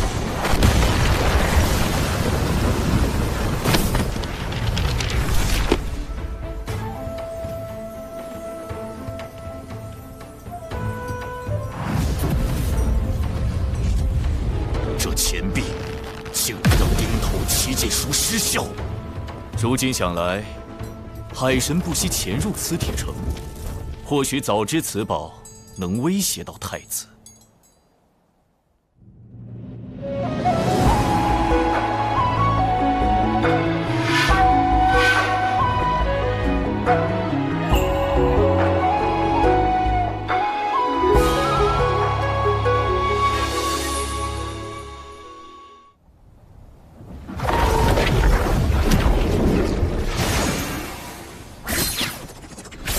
落宝铜钱已暴露，陆压定会有所戒备，日后再想对付他就难了。义兄，龙王刚醒，可扶他暂到一旁歇息。接下来要处置罪魁祸首。敖氏虽是龙族，但在天庭便要受天规约束。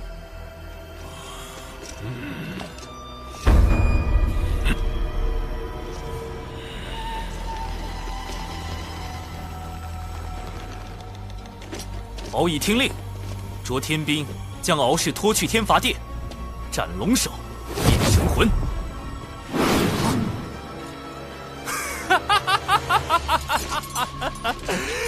放开我！我身负祖龙血脉，乃真龙之身，天庭怎敢杀我？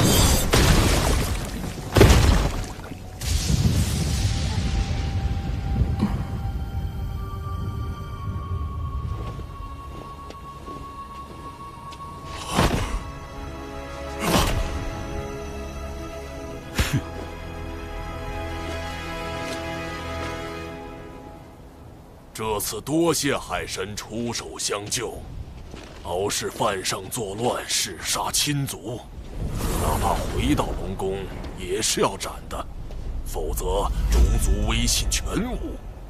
但海神愿以天庭名义将其斩杀，倒避免了一场亲父杀子的悲剧，同时也保全了四海龙族颜面。吾在此谢过。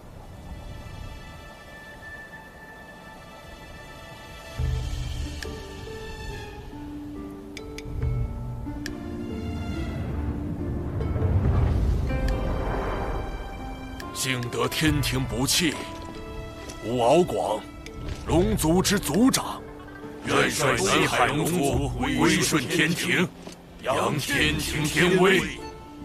好，传吾旨意，将海神神权一分为4，封四海龙王为四海海神，授4阶神位，加授东海龙王敖广为3阶神位，总领四海海事。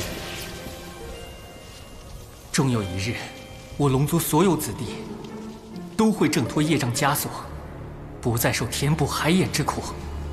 龙族上天，海神老弟居功甚伟，怎么还被分走了神权？令晋升长庚爱卿为天庭水神，位列3阶，总领洪荒水势，另赐水神府邸1座。小神，谢陛下。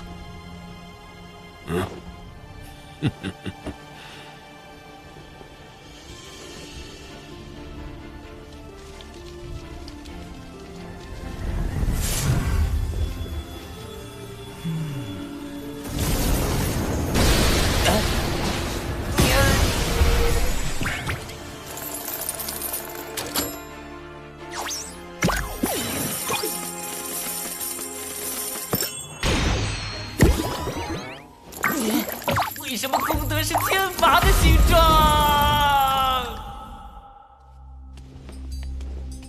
海神，待我了结龙族之事，下一个除掉的就是他。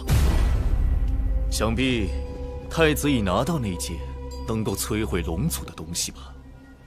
敖氏给你传了不少消息啊。知己知彼，不就能更好地配合太子？这是最后一次警告你，不要来干涉我的事。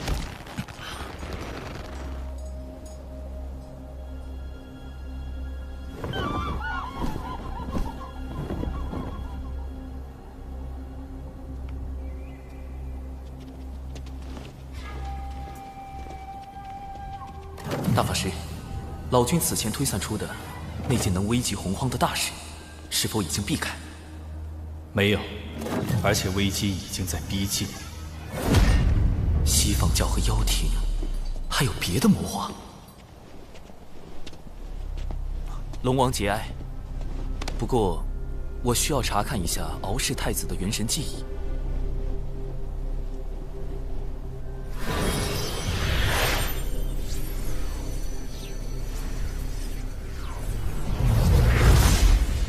西海可有一位3太子？西海3太子，未来的白龙马。西方教现在就开始谋划西游新教了。必有龙鳞，此物非同小可。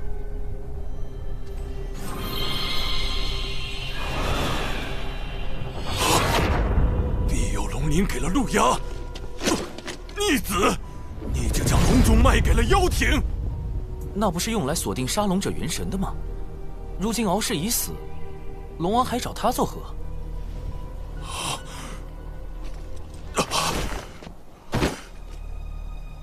庇佑龙鳞是打开万龙阵的钥匙，倘若被窥伺龙族者得到，那海眼……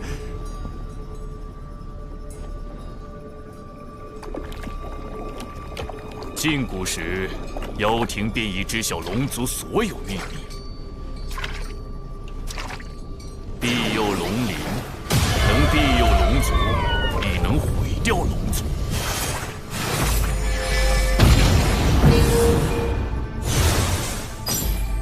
原本我并不打算对龙族出手，但你们背叛了妖庭，那就没有留下的必要了。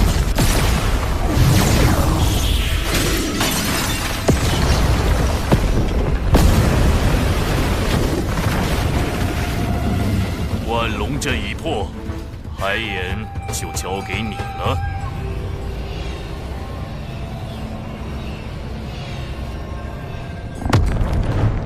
待海眼一破，天地业障便会倾覆洪荒大地，将所有生灵葬下。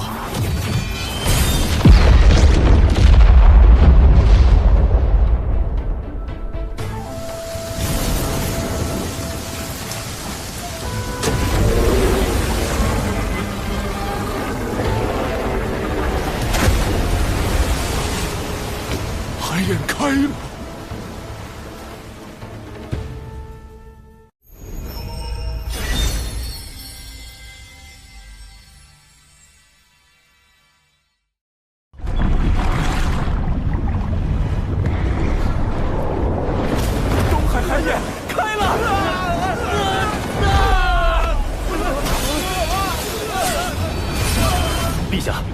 东海海眼被破，有一人向南逃窜，手持神秘法宝，隐匿身形，无法判别身份。东海的远古战龙已命填海眼，损伤惨重。远古战龙是龙族最古老的真龙，实力深不可测，多年来一直镇守四海海眼。什么人竟能在他们眼皮子底下破海眼？难道是陆压？他先用庇佑龙鳞开万龙阵，接着就破了海眼。陆压向来猖狂。上回还当众刺杀天庭之人，怎么会用法宝隐匿行迹？这不像他的行事作风。海眼已开，龙族必死无疑。太子殿下高明，您破了万龙阵后，故意让此人来开海眼，不但报复龙族，事后天庭也不能追责到我们妖庭头上。反正他们图谋海眼已久，我何不顺水推舟？陛下，镇守海眼乃我龙族使命，四海龙王先行告辞。今日事关龙族存亡，还请教主哥哥相助。龙族既已归顺天庭，天庭不会坐视不理。长庚，吾将此事全权交由你，再派华傲天将军率天兵从旁辅佐，你们务必守住海眼。小神领命。今日海眼灾祸，还需诸位道友帮忙。不知三位仙子能否……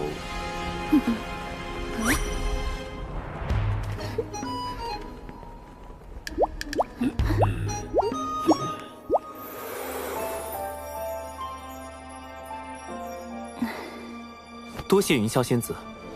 那我与云霄仙子随东海龙王前往东海平息海眼。万龙阵被破。作乱之人不会轻易收手，北海就交给公明道友、碧霄仙子、琼霄仙子防守。此人很可能要去开南海海眼，我去南海拦他。木工，你率其余天兵天将前往四海救援遭难凡人。看来他们已经中计，大部分人手都去了东海。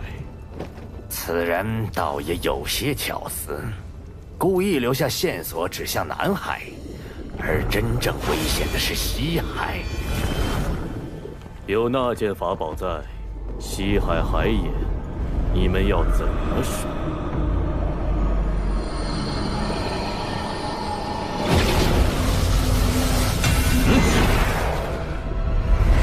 急如风，月如火，烽火蒲团，起！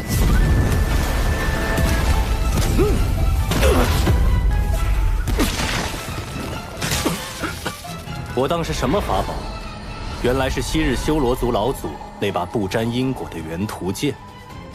你以为凭此剑隐藏身形，防他人推演来历，就能为所欲为了？玄都，他去了西海，他竟没中计。多亏长庚提醒，果真在西海海眼逮到了真凶。大法师，弟子以为凶手接下来极有可能要开西海海眼。哦，可天兵来报，说此人向南逃窜。一个利用神秘法宝隐匿自己身形的人，怎会轻易泄露自己的下一步行踪？除非他想故意误导我们。原来如此，你小子还真是狡诈。是稳健，稳健。还请大法师前往西海海眼拦截此人。依你便是。孽障，还不束手就擒！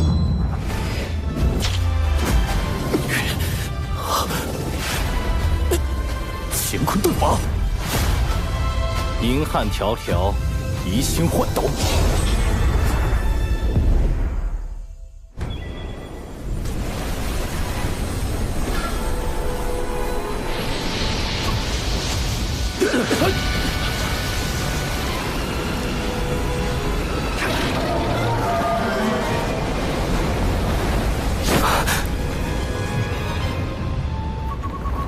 海眼中怎么会有饕餮？这并非真正的饕餮。海眼开启，必须龙族以命相填。任何他族之人靠近，海眼中的业障便会凝成此类凶兽，将其阻拦。看来我们必须先解决凶兽，才能设法填补海眼。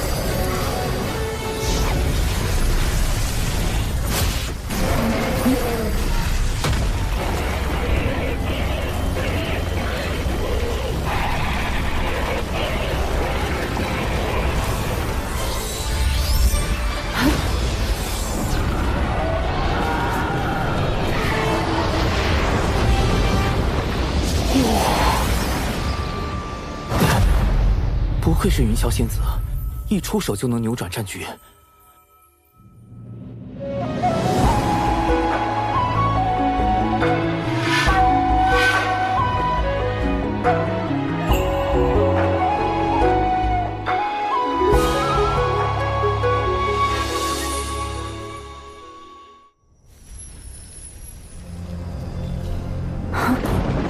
那是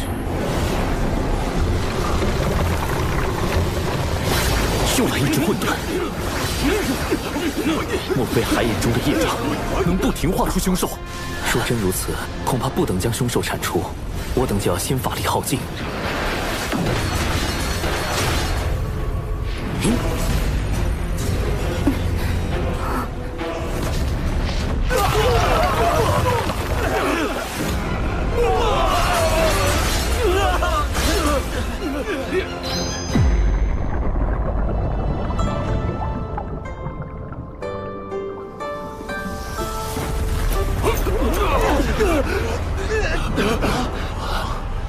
师尊。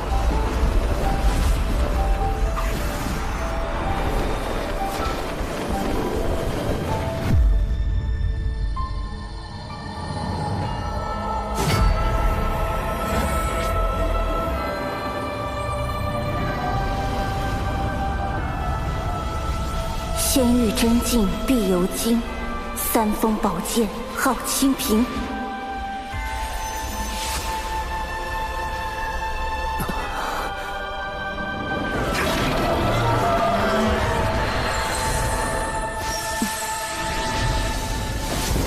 海眼遭难，我师尊通天教主特赐此清平剑，助东海平定乱局。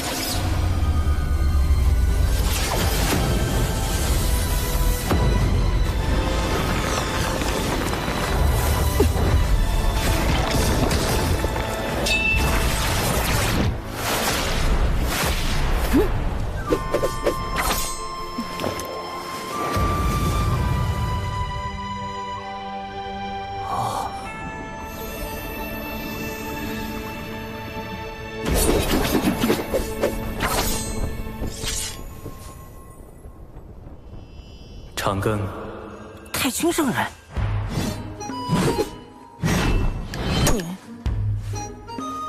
就这？海眼灾祸为功德可平，此定海神针于你。定海神针，太上老君亲手炼制，曾借于大禹治水，测定江河湖海深浅。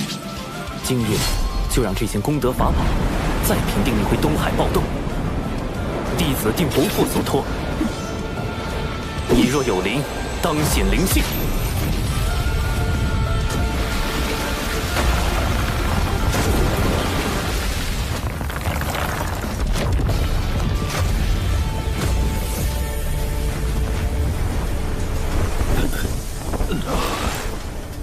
这是定海神针上的功德金光。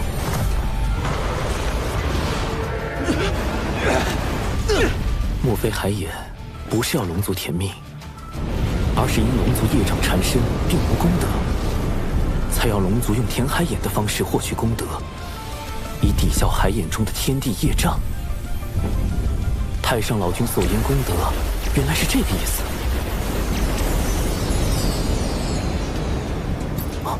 怎么回事？此前已有那么多龙族填进海眼，现在加上定海神针，难道功德还不够？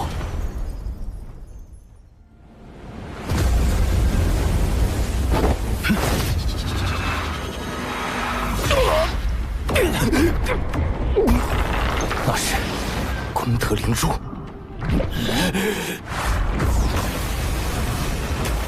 长寿，功德灵珠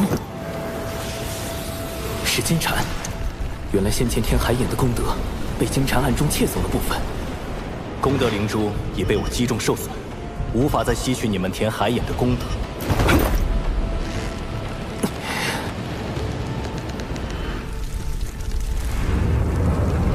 看来现在只剩下一个办法。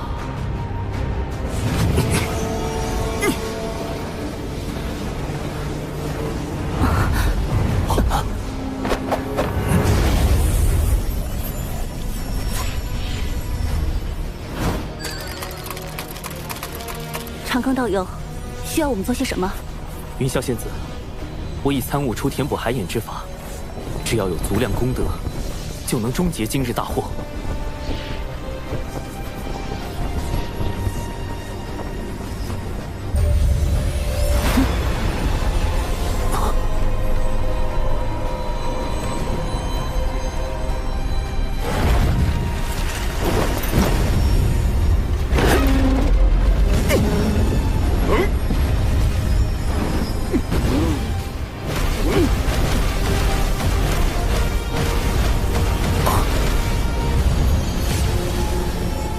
分守各海的三教道友，请速来东海，注入功德，即可平息海眼暴动。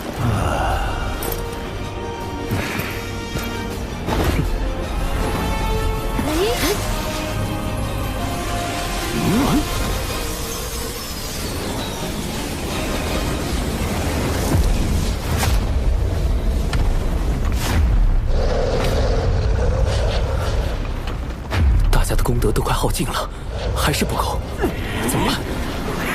有劳诸位为我龙族费心至此。龙王，你海眼被破，我敖广身为龙王，难辞其咎。所有罪责会一力承担。您得天庭神位，自身业障尽消，已不必再以身填补海眼。既如此，我便献出神位，为族中子民承担宿命。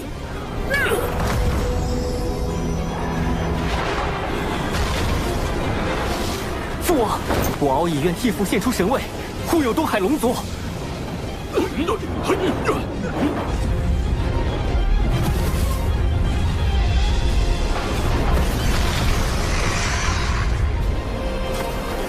一枚天海眼，虽是龙族自古必须承担的宿命，但龙族先辈犯下的罪，真的要龙族誓死偿还，直到血脉断绝才能还清吗？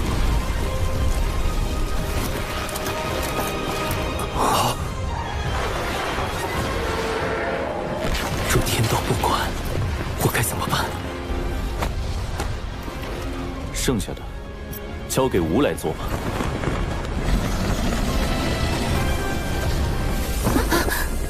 陛下，您功德今生已成，何不调天庭功德？迟疑片刻，便是生灵涂炭。吴昊天既为玉帝，愿为苍生故。